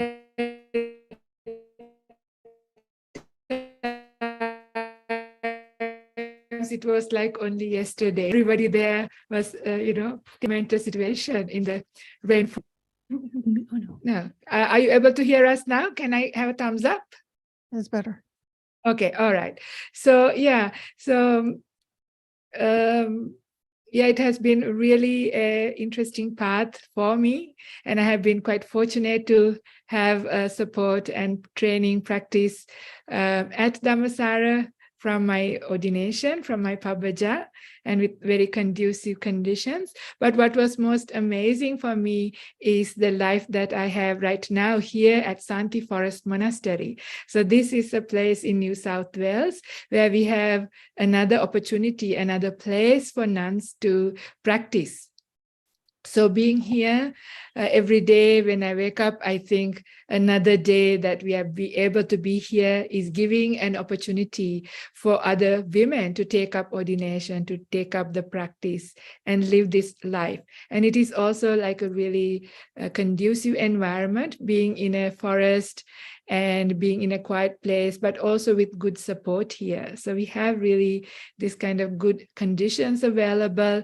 So, and being here and offering that possibility for others to ordain is a real benefit. So I'm really grateful for Ayya Tataloka, who has been a very great inspiration for me to take up the monastic path, and the encouragement Ayya Tataloka has given me to become a nun and keep going, and all the advice, support, I really appreciate. And knowing that she's there in the background anytime available to give us support and advice, and in whichever way is a strength to us. I always feel connected. I feel like a granddaughter of Dhammadharini, and being able to extend that support to people over here in the eastern states of Australia it's really nice. I really didn't know what to contribute because I wasn't really sure what was the role, but that's what I would like to say for now. Thank you so much, Venerable. I'd like to come back to those in the room and see whether the Bhikkhuni Sangha is willing to say a couple of sentences about the significance of the Bhikkhuni Sangha. You get the microphone.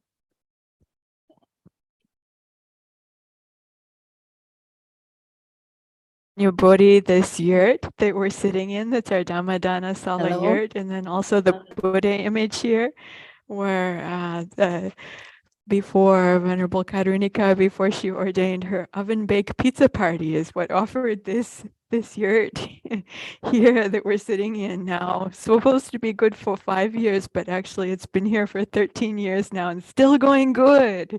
And this beautiful white Samadhi Buddha image also, then this is her organization and friends who offered this, and it's also still good. So Anumodhana. I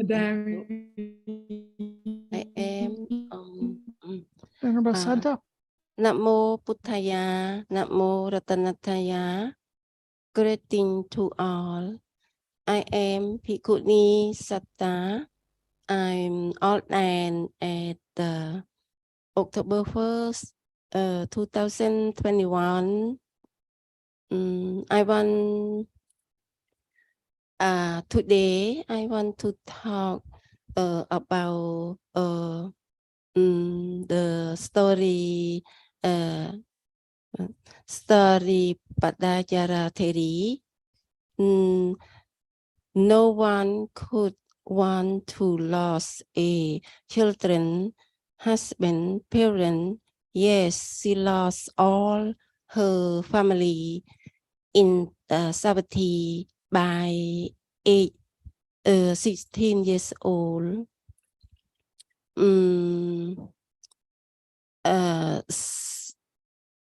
16 years old. Even her father built a higher level house, 7th floor. Thank you so much. I talking shortly. Sadhu, sadhu. Sadhu, sadhu, sadhu. I think I see Venerable Nyanika Anumodami. on the computer. Would you be happy to say a few sentences about the significance of this Bhikkhuni life? First, my respects to the lineage back to the Buddha, to Mahabhajapati, to Preceptor Ayya Tataloka, Ayya Sobhana, Ayya Sudina, who's not here, who were the Kamavachacharinis for my ordination.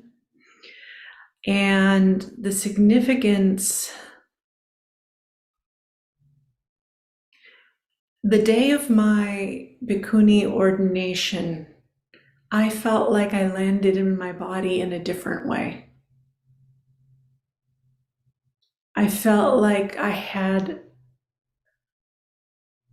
an opportunity that I didn't even know I was seeking. And that opportunity was to, maybe it's a phrase we use now, to be all in on the path for liberation. And it's been a little less than 6 years since that day that I landed in this form as a bhikkhuni. And it's been difficult. And it's been very valuable. What I have the opportunity right now, this Vasa, is for the first time I'm living outside of a direct Sangha, where there are other bhikkhunis down the hall. And it's a good time in my monastic life to experience this. The thing that I'm experiencing now that is so beneficial is fewness of duties.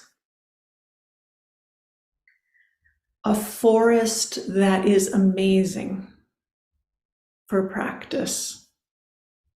Supporters who are providing the meals and the housing, the requisites, and the opportunity to just be in the Dhamma. A lot of seclusion and almost 100% of the interactions with others completely Dhammic. I feel resourced in a way that's it's truly amazing to be able to practice in this form with fewness of duties at this time in my monastic life. Makes all of the training that I had received before begin to blossom in a different way. And I'm only, just a little ways into the journey that the Buddha gave us, but my happiness is huge. And I think that's the aspect of the bhikkhuni life, of landing into the robes, into the form, and then having the opportunity not just to have the struggle, but then a place of support. And I know it's kind of a sweet spot, a sweet moment, so I'm relishing it, not trying to cling to it. But that's what I hope for the future. I'm not anywhere near Arahanta as far as I know. But this way of practice, I think, could lead all of us into that in today's world. And that happiness is huge. So I think that's what I'd like to share. Thank you. Thank you, Ayya Nyanika. Coming back to those here at the Dhammadharini Monastery, I would like to invite Venerable Dhammavara. I'm not going in order. I'm trying to do an ordination. Dhammavara, next, can you say a couple of words or a couple of sentences about the purpose of this life? Hello, I'm Dhammadharini Bhikkhuni. I had the beautiful, good fortune, good blessing to have my monastic life here at Dhammadharini. I started here as a lay person and then had my full ordination 1 year ago. What is on my mind tonight is complete gratitude for my teachers, those great arahants from years ago, but also my teachers now, Ayya Tataloka, Ayya Sobhana, and their tireless, ceaseless, selfless giving of self to guide us, nurture us, train us, even their beautiful words of admonishment to lead us to freedom, to open our hearts and our minds. Such great gratitude to them tonight, such great appreciation for all of their work. Thank you, Venerable Dhammavara. I think staying in this room a little bit longer, if I could invite Venerable Dhammanusari, would you be willing to say a couple of words? Yes, just if the camera can turn over this way.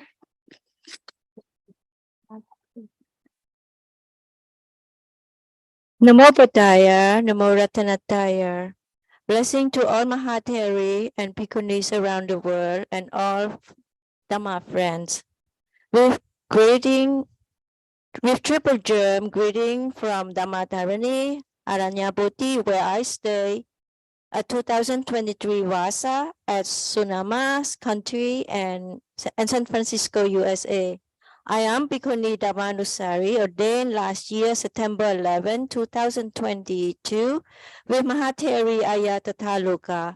I am glad to join today to celebration anniversary International Bhikkhuni Days. Eta tatang bhikkhave mamasa vikanang bhikkhuni nang iti manti nang yatidang opalavana. Because today I want to share a story of Opalavana. This is the story of Arahanta Bhikkhuni Opalavana, who have the most powerful of the magical powers. She was born in the city of Savatthi, a beautiful daughter of the financial family. Her skin color blue, like a blue lotus. Opalavana's story is a testament to her spiritual achievement and her deep insight into the Dhamma. Opalavana's victory over Mara symbolizes conquest of enlightenment over ignorance. To her story, courage others to cultivating the sum of quality on the own spiritual journey.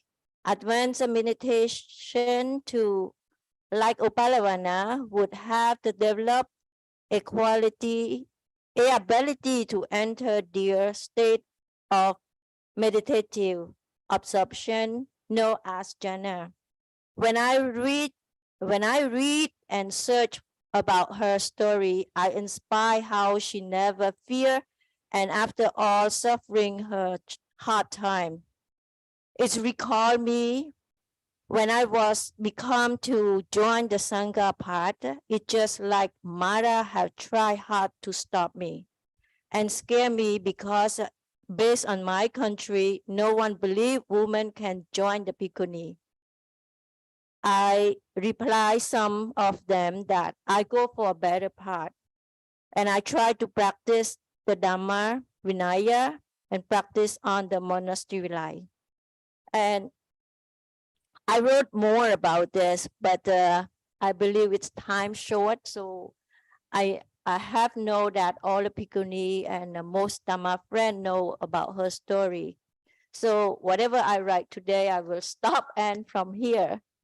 But because of her practice, Arahanta, I believe it was her, she became Arahanta when she started Kaccayana, and she focused more hard on the dim light. So with her story, that practice so make me stronger, and I'm just new Nava Bhikkhuni, but I try as much as my life that I'm not returned back. I will continue Bhikkhuni life. So thank you very much for sharing with my first time that I speak English on this time. Thank you so much. Sadhu, sadhu, sadhu. Returning to the cyberspace and our wonderful friends from far away. I wonder if Venerable Ayya Santachari would be willing to say a few sentences about the importance or significance of the Bhikkhuni form for you. Thank you, Ayya.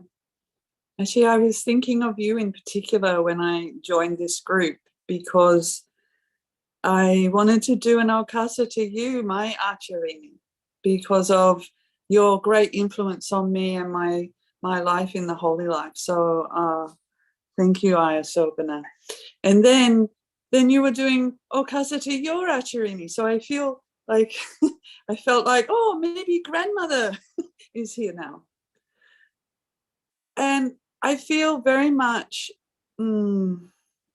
about this inheritance we have received through our mother Bhikkhunis, our grandmother Bhikkhunis, the first early waves who were first ordained, who took the brunt of public opinion and public criticism, that protected us in the third and fourth and fifth and subsequent waves of Bhikkhuni ordination.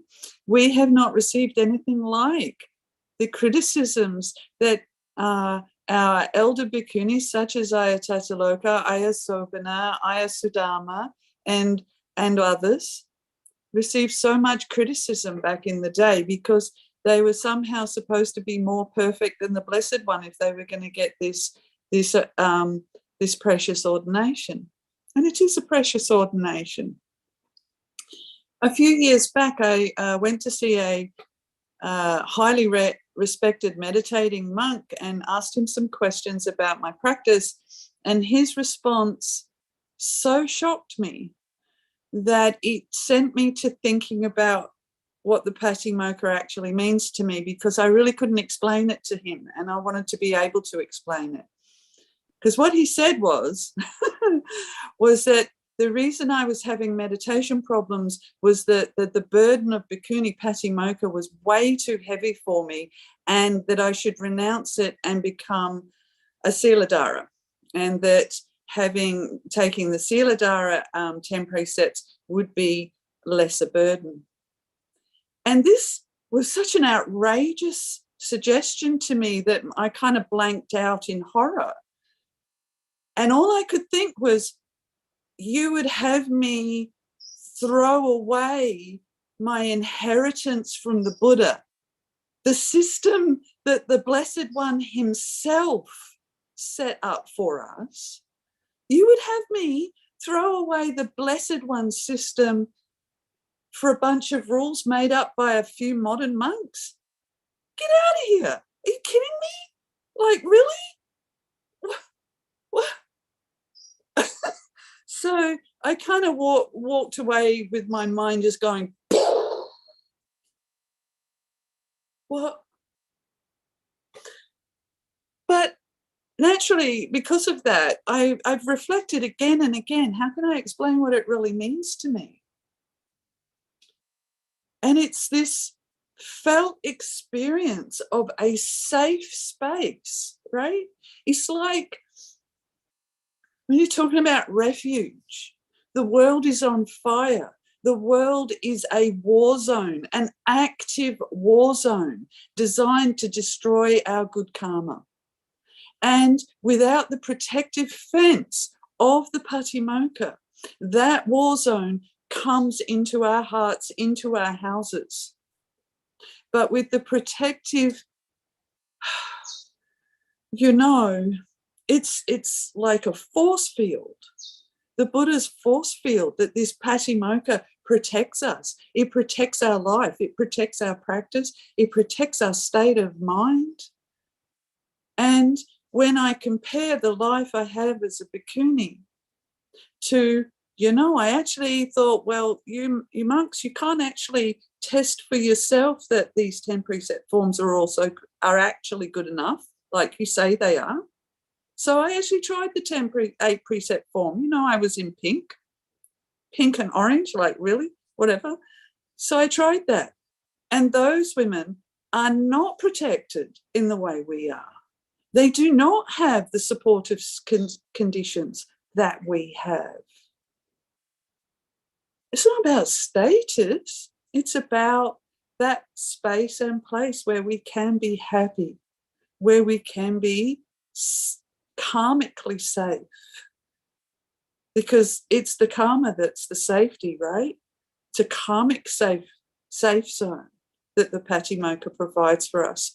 It's a karmic safe zone that the Bhikkhuni lifestyle provides for us.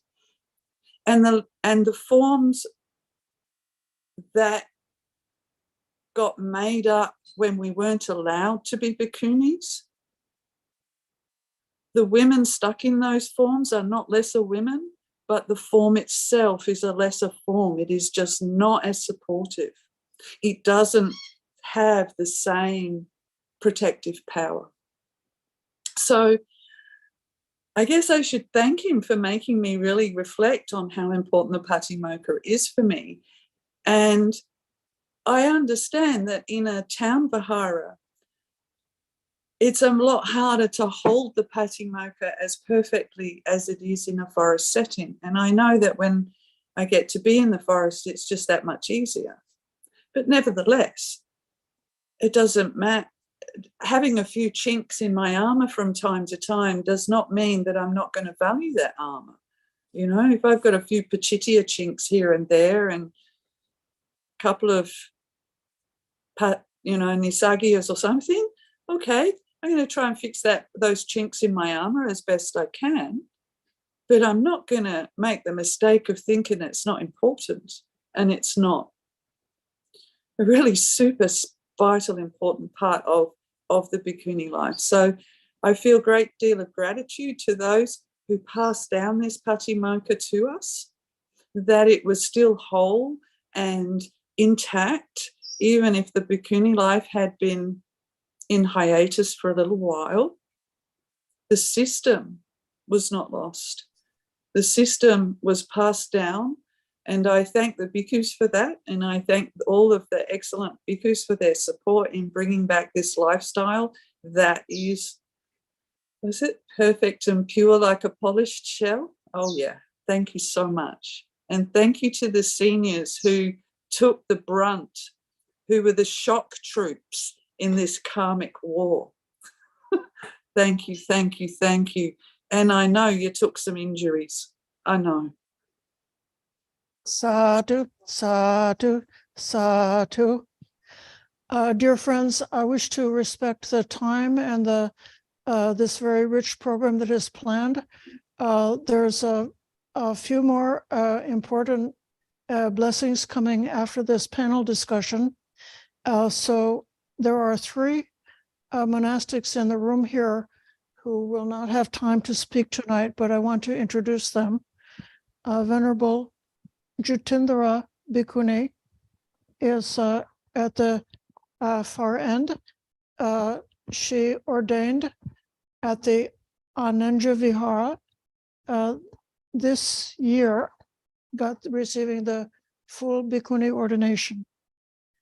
And in addition to that, we have the seminary Satima, who received her Pabaja, her seminary ordination from Bhante Gunaratana in Virginia in 2021. And then next to Ayya Tataloka at the Aranya Bodhi Hermitage, there is seminary Tavira, who also received her seminary ordination, her Pabaja, in 2021 from Ayya Tataloka here at Dhammadharini.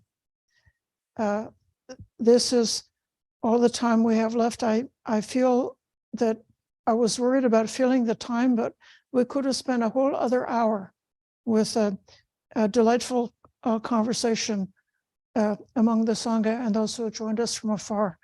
I thank you all, those who have spoken, and I hope that those who listen in the future years, future generations will love to see this snapshot of the diversity of the Bhikkhuni Sangha who is present right now. Ayya Tataloka may wish to give a final comment in connection to this this panel about the significance of the Bhikkhuni form? Thank you, Ayya. Is my sound coming through all right now?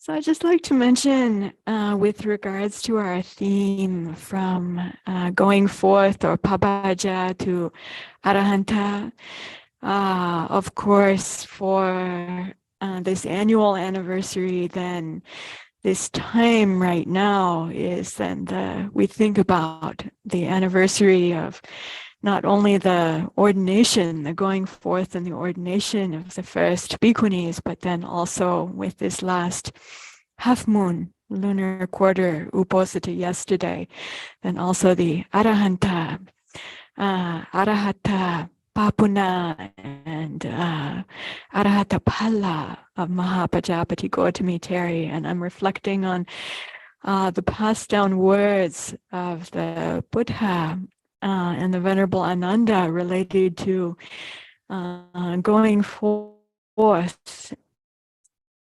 and higher ordination in this Dhamma Vinaya set forth and taught by the Tathagata. Are women also able to realize and attain, enter the Arahanta path through stream entry, stream winning, non-return, and Arahanta, the 4 pairs to enter the ranks of the 8 kinds of noble beings, and the Buddha's affirmation being the turning point in that story, then the acceptance of Mahapajapati Gautami Theri and her retinue, companions of 500 kinswomen and relatives. So I'd just like to come back to this theme then of not cradle to grave, not cradle to grave monasticism, but thinking about from the going forth through to Arahanta. And we've given a lot of time, energy, effort, and dedication to the revival and restitution of the Theravada Bhikkhuni Sangha. Now, as we're looking at 25 years, silver jubilee, and then not only the first, but also second, third, even 4th generation, ordination generations of the Bhikkhunis now present.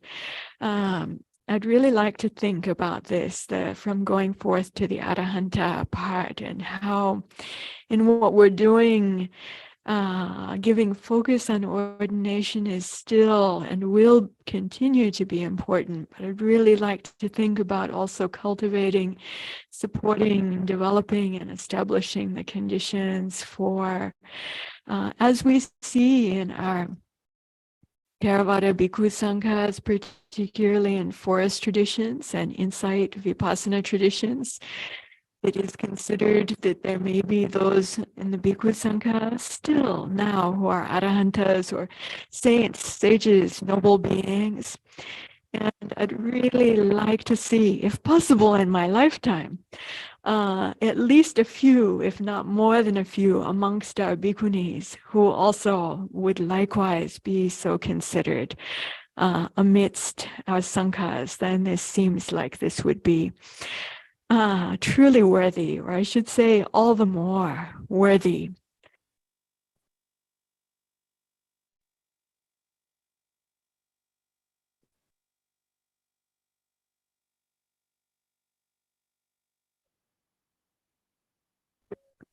We lost your sound. How about now? I'm back. Yes, you're back now. Thank you, Ayya.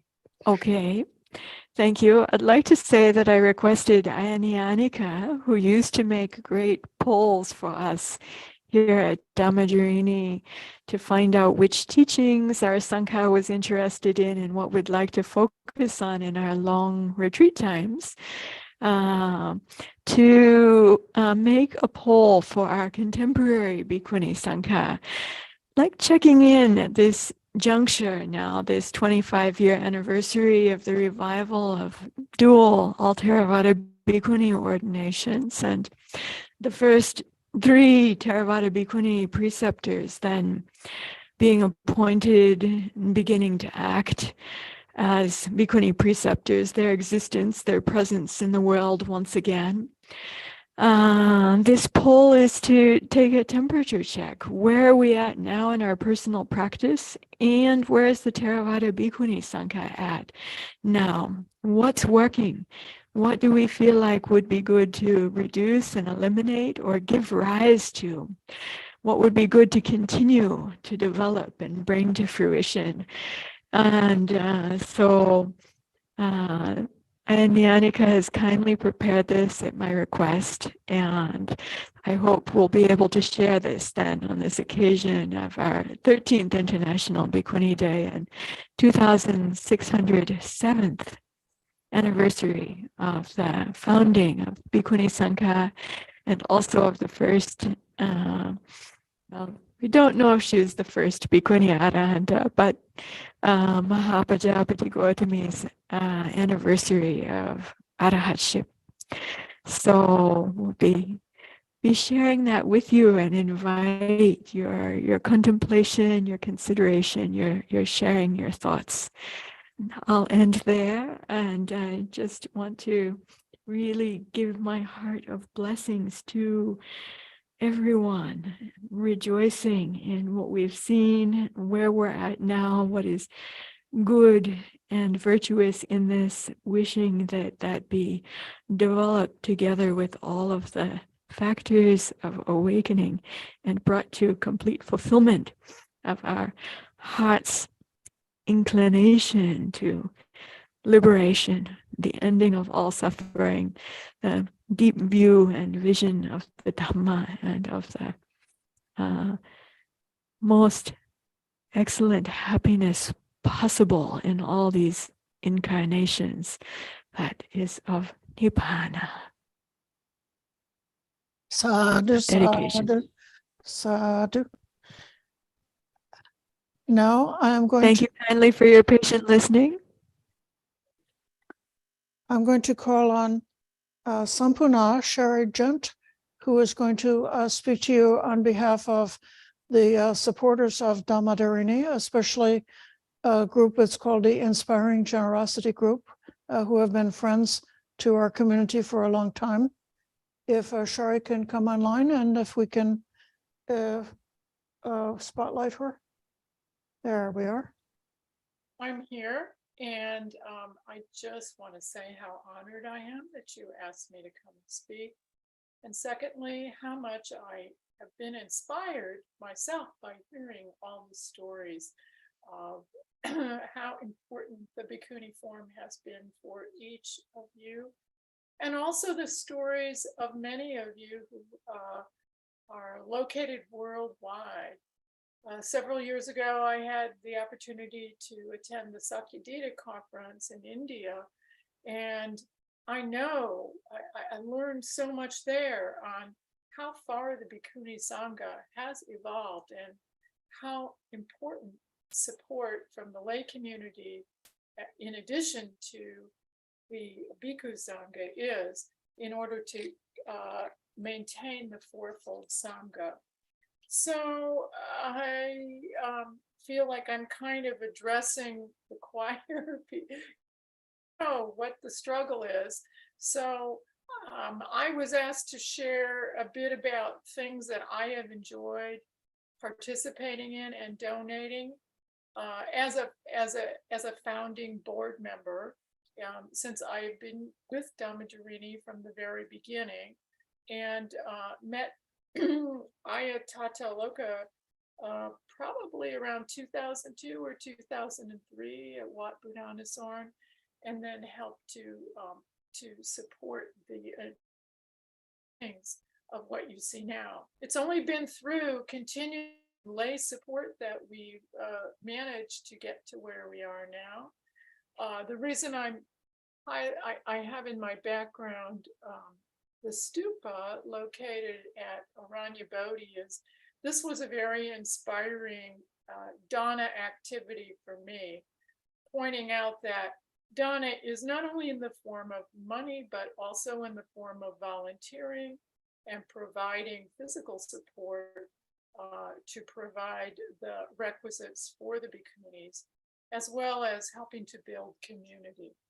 So I was part of installing this stupa at Aranya Bodhi. I believe it was in 2013 or somewhere around there before that time. The Shila Requilary Stupa, excuse me. And it particularly came to mind this year because of the passing of David Garcia, who David and his wife Amparo were key supporters in bringing this stupa to Aranya Bodhi. So I'm remembering them as lay supporters today, and a project that really called to my heart. Along those lines, I was asked to mention, and I don't want to be too long-winded here because I know my little talk is not as important as learning more about the Bhikkhuni history and experience. But I was asked to mention some of the current projects that are available for people to offer dana. One of the big ones is providing a fire abatement, clearing a road to help fire reach the Bhikkhunis should there ever be a forest fire at Aranya Bodhi. So that if that is a cause that appeals to you, if there are any lay people here, please go to the Dhammadharini.net website and go to the menu that at the top where you can see how to offer support.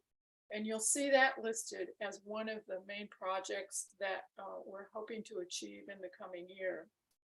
Secondly, renovating the 26-year-old heating and ventilation system at the monastery, Dhammadharini Monastery in Pengrove. This is a much needed renovation. Both the heating and the cooling system are antiquated and need to be replaced in order to be adequate. And as I recollect, I don't think there actually is air conditioning. So providing an environmentally friendly form of this would be important. And finally, building a small teacher's office at the Aranya Bodhi Hermitage to allow space for the monastics to study and correspond with people around the world. All of that is very important. So those were the few things that I wanted to mention. Once again, I'm so delighted to be here today with all of you and to hear all the story, the amazing stories of everyone from around the world. Anumodana.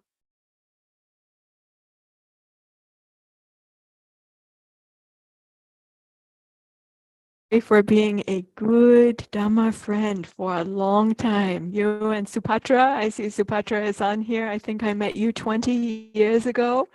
And then this stupa was inaugurated in its new location here then 10 years ago. And so, my goodness, decades of merit. So Anumodana to all Dhamma friends. I think Nirosha on here also is a trustee of the Dhammakema Trust in Sri Lanka, and to all those like Shari and Supatra and Nirosha and so many others who have really stepped up, because it's this is something that can only be done together. So thank you very much, Shari. Thank you for the opportunity. We're now going to come back to Venerable Kaccayana, who will explain the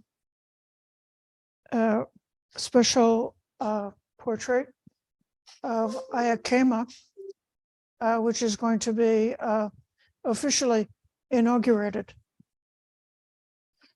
If we can, there you have it back. Yes, got our camera back. Thank you very much, tech support.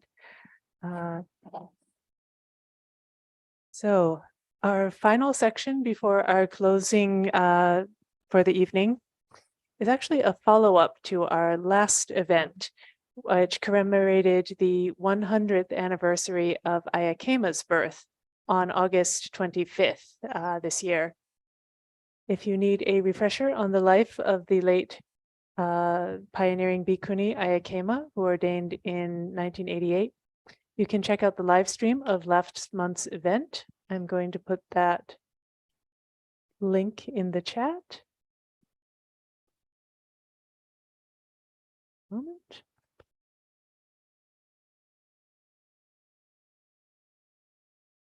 During that event, we announced that there would be a special commemorative painting of Ayya that was in progress at the time. And tonight, under this lovely yellow veil in front of the altar that's been with us this whole time, we have a painting here with us, and we can inaugurate it here together. Before we do that, I just want to give a few points about Dhammadharini's special sense of connection with Ayya. Although she passed away before the founding even of Dhammadharini, there is a reason why we feel so inspired to have this painting here in our monastery. Ayatoloka actually shared with me a list of the top 10 reasons. Because we're a little behind schedule, I think I might cut them a little bit short, but this is only her top 10, implying there were even more than this. First is that Ayya trailblazing teaching in the US raised the banner of courage for Ayatoloka's own going forth into monastic life in the late 80s as an exemplar. Then, when Ayatoloka was in India and heard about the recent founding of Shakyadita International, in which Ayya was an instrumental part, and the founding mission statement of Shakyadita International, including the reestablishment of the Bhikkhuni Sangha in traditions where it had been lost. Hearing about that was a strong inspiration for Ayatoloka to move to East Asia, to Korea, to seek out the ancient Bhikkhuni Sanghas there, rather than to become a Mechi or Anagarika in Thailand. When she got to Korea, her elder Bhikkhuni Dharma sister, Venerable Chikwang, who had the same elder Korean Bhikkhuni mentor, had been very close with Ayya and worked closely with her for many years. So hearing from her elder Dhamma sister, Venerable Chikwang, was a part of Ayatoloka's growing up in monastic life when she was an Anagarika and Samaneri. Then her own ordination, Ayatoloka's ordination in November 1997, was dedicated to Ayya, who had just passed away in the first week of the higher ordination training program. Ayya had been well known to both Ayatoloka's late most venerable higher ordination preceptor, Venerable Havanpola Ratanasara Thero, as well as to the late organizer of the higher ordination, the co-founder of Shakyadita International, Venerable Karuna Dharma. We also have connections with Ayya through Ayya Suchinta, who we spoke about earlier in this program, through friends Lee Brasington and Susan Pembroke, who were students of Ayya. Through Ayya Palanyani, we heard earlier about the recent ordination where Ayya Palanyani served as preceptor at Anenja Vihara being very close to Buddha House in Germany, which was founded by and dedicated to Ayya. And then our whole Dhammadharini Bhikkhunis community 3 years ago, during the COVID pandemic lockdown, undertook a 3-month-long retreat guided by a whole collection of Ayya retreat teaching videos with the permission and blessings of Buddha House, which is the owner of these, and supported by teachers in Ayya tradition. So honoring her legacy and making this connection was very important to us, having all been inspired by the opportunity to practice with those teachings. Then, Dhammadharini has also been involved in supporting several of a group of next generation German Theravada Bhikkhunis who are now leading up and offering women ordination opportunities in the Theravada in Germany, in Ayya Khema's wake. And finally, our Dhammadharini vision and mission statement includes telling her story, not only of the ancient great Bhikkhuni disciples of the Buddha, but of pre-modern and modern greats among the Bhikkhuni Sangha, with a special focus on Theravada Buddhism. So Ayya Khema is very much a part of that her story mission that is a part of our Dhammadharini mission. So as for what's behind this yellow thing, not quite yet. Okay. Let me tell the story of the painting. We're gonna We have the story of the painting, and I'm going to bring on screen here Reverend Kosan Carla Callahan, who is the artist and is here with us today. Happy to see you. Several months ago, Ayya Taloka made a Facebook post about the upcoming 100th anniversary of Ayya Khema's birth. Reverend Kosan, who is a nun in the Rinzai Zen tradition and an artist, responded to say that Ayya Khema had been very, very important to her. And Ayya Taloka had the idea that it would be wonderful to do a commemorative painting of Ayya Khema in honor of the anniversary. And Reverend Kosan enthusiastically agreed. A reference picture was created as the basis for the work, as envisioned by Ayya Taloka, and with the help of Samaneri Tavira and Photoshop, based on a photograph of Ayya Khema, a picture of her stupa, which is located in Germany. And also as an offering to the Buddha Rupa on the stupa, there are Portland and St. Louis peace roses. So Reverend Kosan then painted the artwork, which she speaks about in a video. We'll share a very short video from her. Have tech support help with that. My name is Kosan Carla Callahan. I am a Rinzai Zen Buddhist nun here in Albuquerque, New Mexico. Several months ago, I was approached about painting a portrait of Ayya Khema to celebrate her 100th birthday on October 25th. Many of you may know that I have atypical ALS, and so when I paint fully devoted in my mouth. It was a huge honor and a great source of excitement for me to have the opportunity to celebrate such a wonderful teacher who has influenced me profoundly through my journey of the past 40 years in Buddhism. I am so thankful for the opportunity to send this painting to you and hope that you will enjoy it as much as I enjoyed painting it for you. Thank you. All right. So I think we may be ready to unveil it then. so everybody sadhu, sadhu, sadhu. Yes, everyone ready to say sadhu? Okay. Sadhu, sadhu, sadhu. Sadhu, sadhu, sadhu, anumodama. Thank you very much, Reverend Kosan. I'm glad to see you here with us this evening. It's been a treasure and a joy to create this together, envision and create together with you and Samaneri Tavira, and then to be painted by you, and now to have arrived, the painting to have arrived in our monastery. So blessings of the Triple Gem. I think now they have a plan for how they would further like to inaugurate the painting. Reverend Kosan, would you like to say any words? You already did in your video. I know it's late there for you now. You don't have to. Thank you so much for this. I really appreciate it. And it truly was my pleasure. I apologize. My voice is not good. It's a little bit past my bedtime. So I appreciate being included in this program. And it was a joy for me to do this for you, for your community. And I thank you very much for your warm acceptance of my very humble offering. Thank you very much. Blessings on your generosity. Yeah. Blessings of the Noble Triple Gem. Okay. So we've come to the closing. We're coming towards our closing blessing chanting, also blessings for this wonderful new painting as part of our, our inauguration of the painting. We're going to chant the recollection of the foremost Arahant Bhikkhunis, followed by some Parita chanting. And I'm going to share the words to this on the screen. Let me just get that up for us before we start.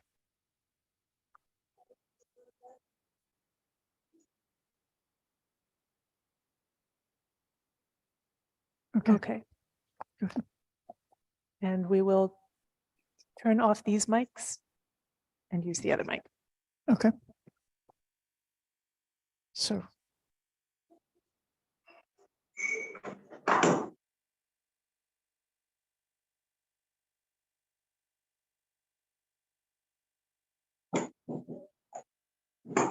Can you hear us?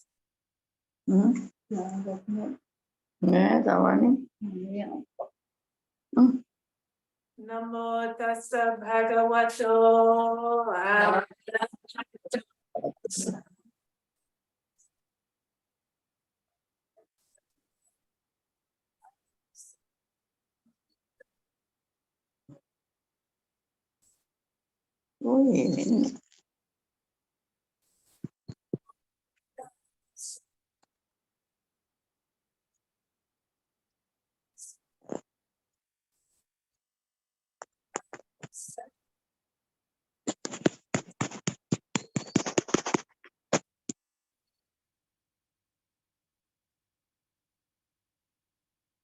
Here we've lost sound. Are we able to be heard?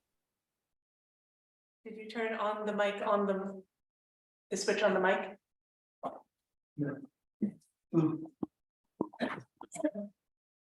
Okay.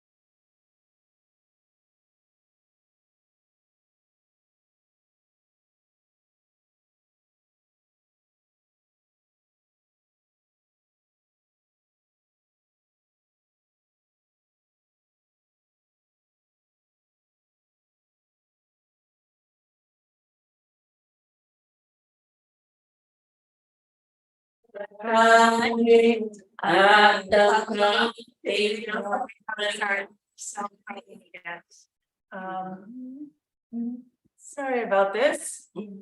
Can you hear us?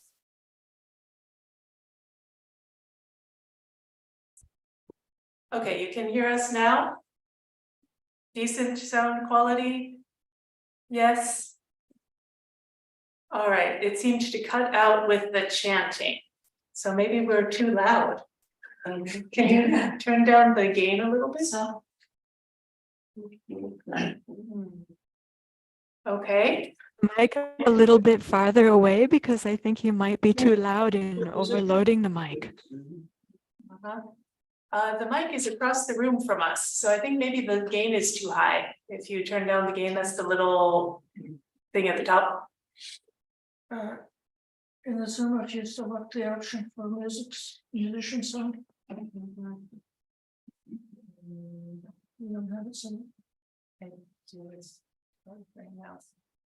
Anyway, okay.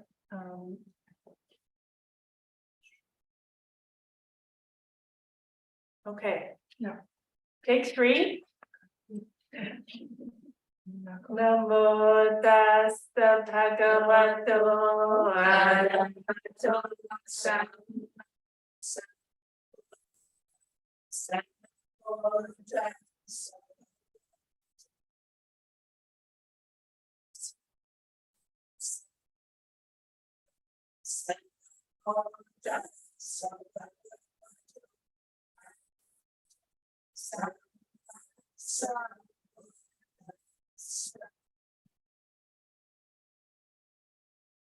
Hey, I hear our sound is still bad. We could try with these mics.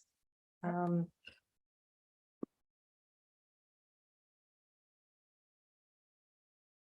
right, we're going to try with our other mics. Are they on the mixing board? Hello.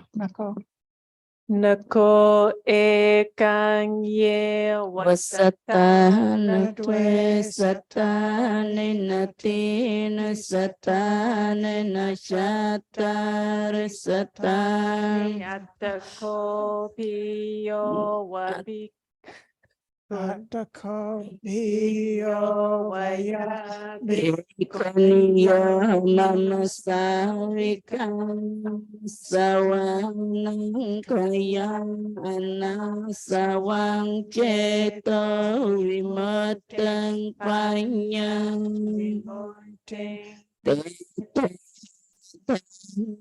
sayang apanya sarjekatwang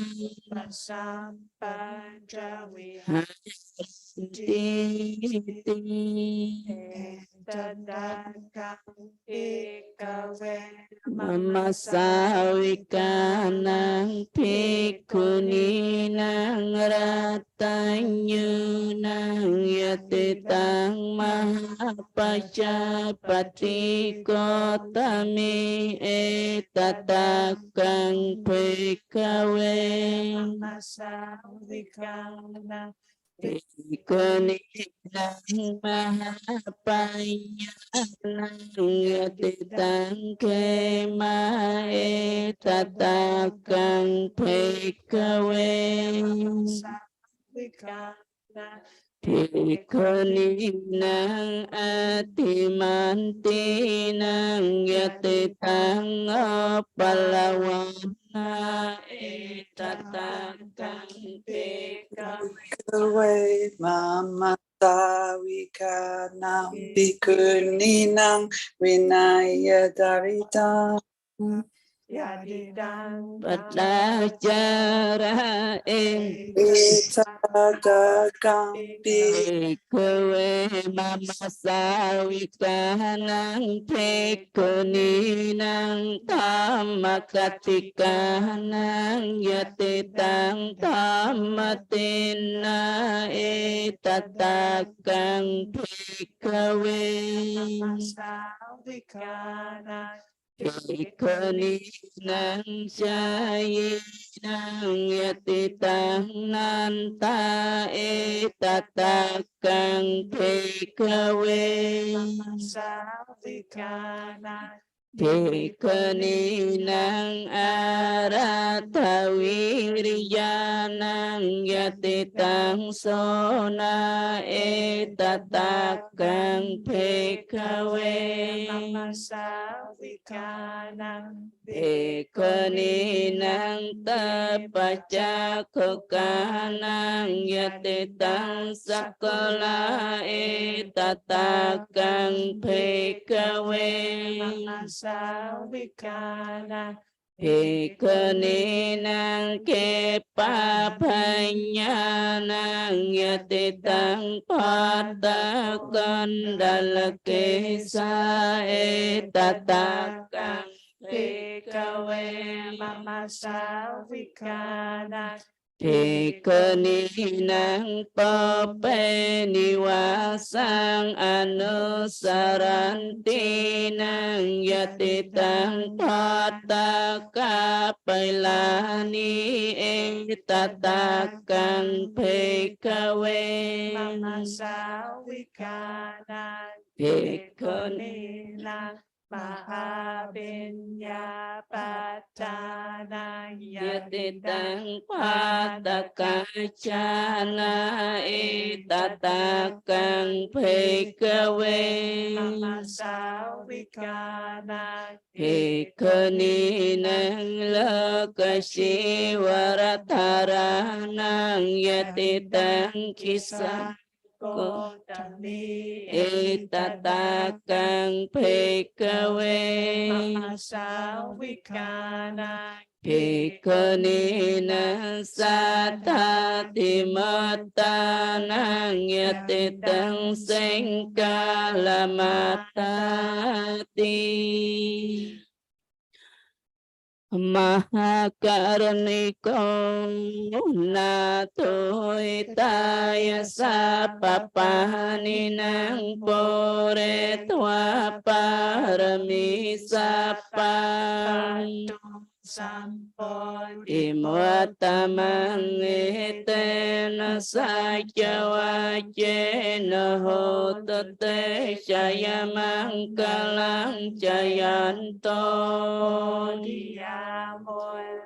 Sakyana Nantewatano Ewan Tuang Wijayo Ha Hejaya Sojaya Mangkale Chita Palanke Se Patawi Pakare Abhiseke Sapapatanang Akapato Pamotatasana Katang Samangkalang Sohotatang Sokano Somohoto Jasayatang Brahmachari Sapatakanang Wajakamang Patakanang Manukamang Patakanang Nikatwana Pantate patakene yonton nimitang awamangkalay sakona sasato papakahoto supinang kantang potano pawe tayanton nimitang awamangkalay jayo manapo papakahoto supinang kantang tamano pawena winasaminto yanto nimitang jayo manapo sakana sasato papakahoto supinang kantang Sangkano pawena winasaminto pawato sapamangkala harakanto sapatewata no pawena satasoti pawanto te pawato sapamangkala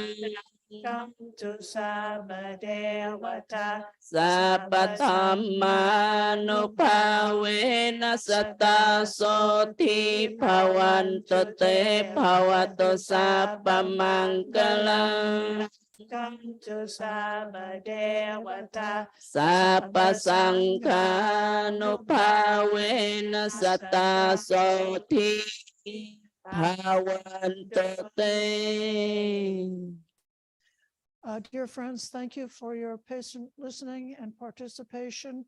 Let us all join together with our loud voice, saying sadhu, sadhu, sadhu for the Bhikkhuni Sangha and the Fourfold Sangha.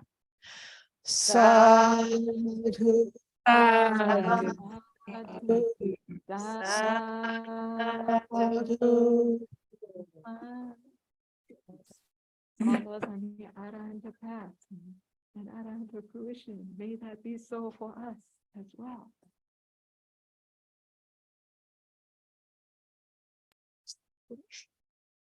Thank you very much, Ayya Sobhana and Kaccayana for hosting this wonderful evening together. Our 13th International Bhikkhuni Day and 2607 anniversary of the founding of the Bhikkhuni Sangha per traditional Theravada traditions. Anumodhana, thank you very much, Ayya. Thank you very much, Venerable and whole Venerable Bhikkhuni Sangha here and around the world. Thank you, Ayya. Sadhu, sadhu, Sadhu, sadhu. This is the close of our program. Thank you, everyone, for joining.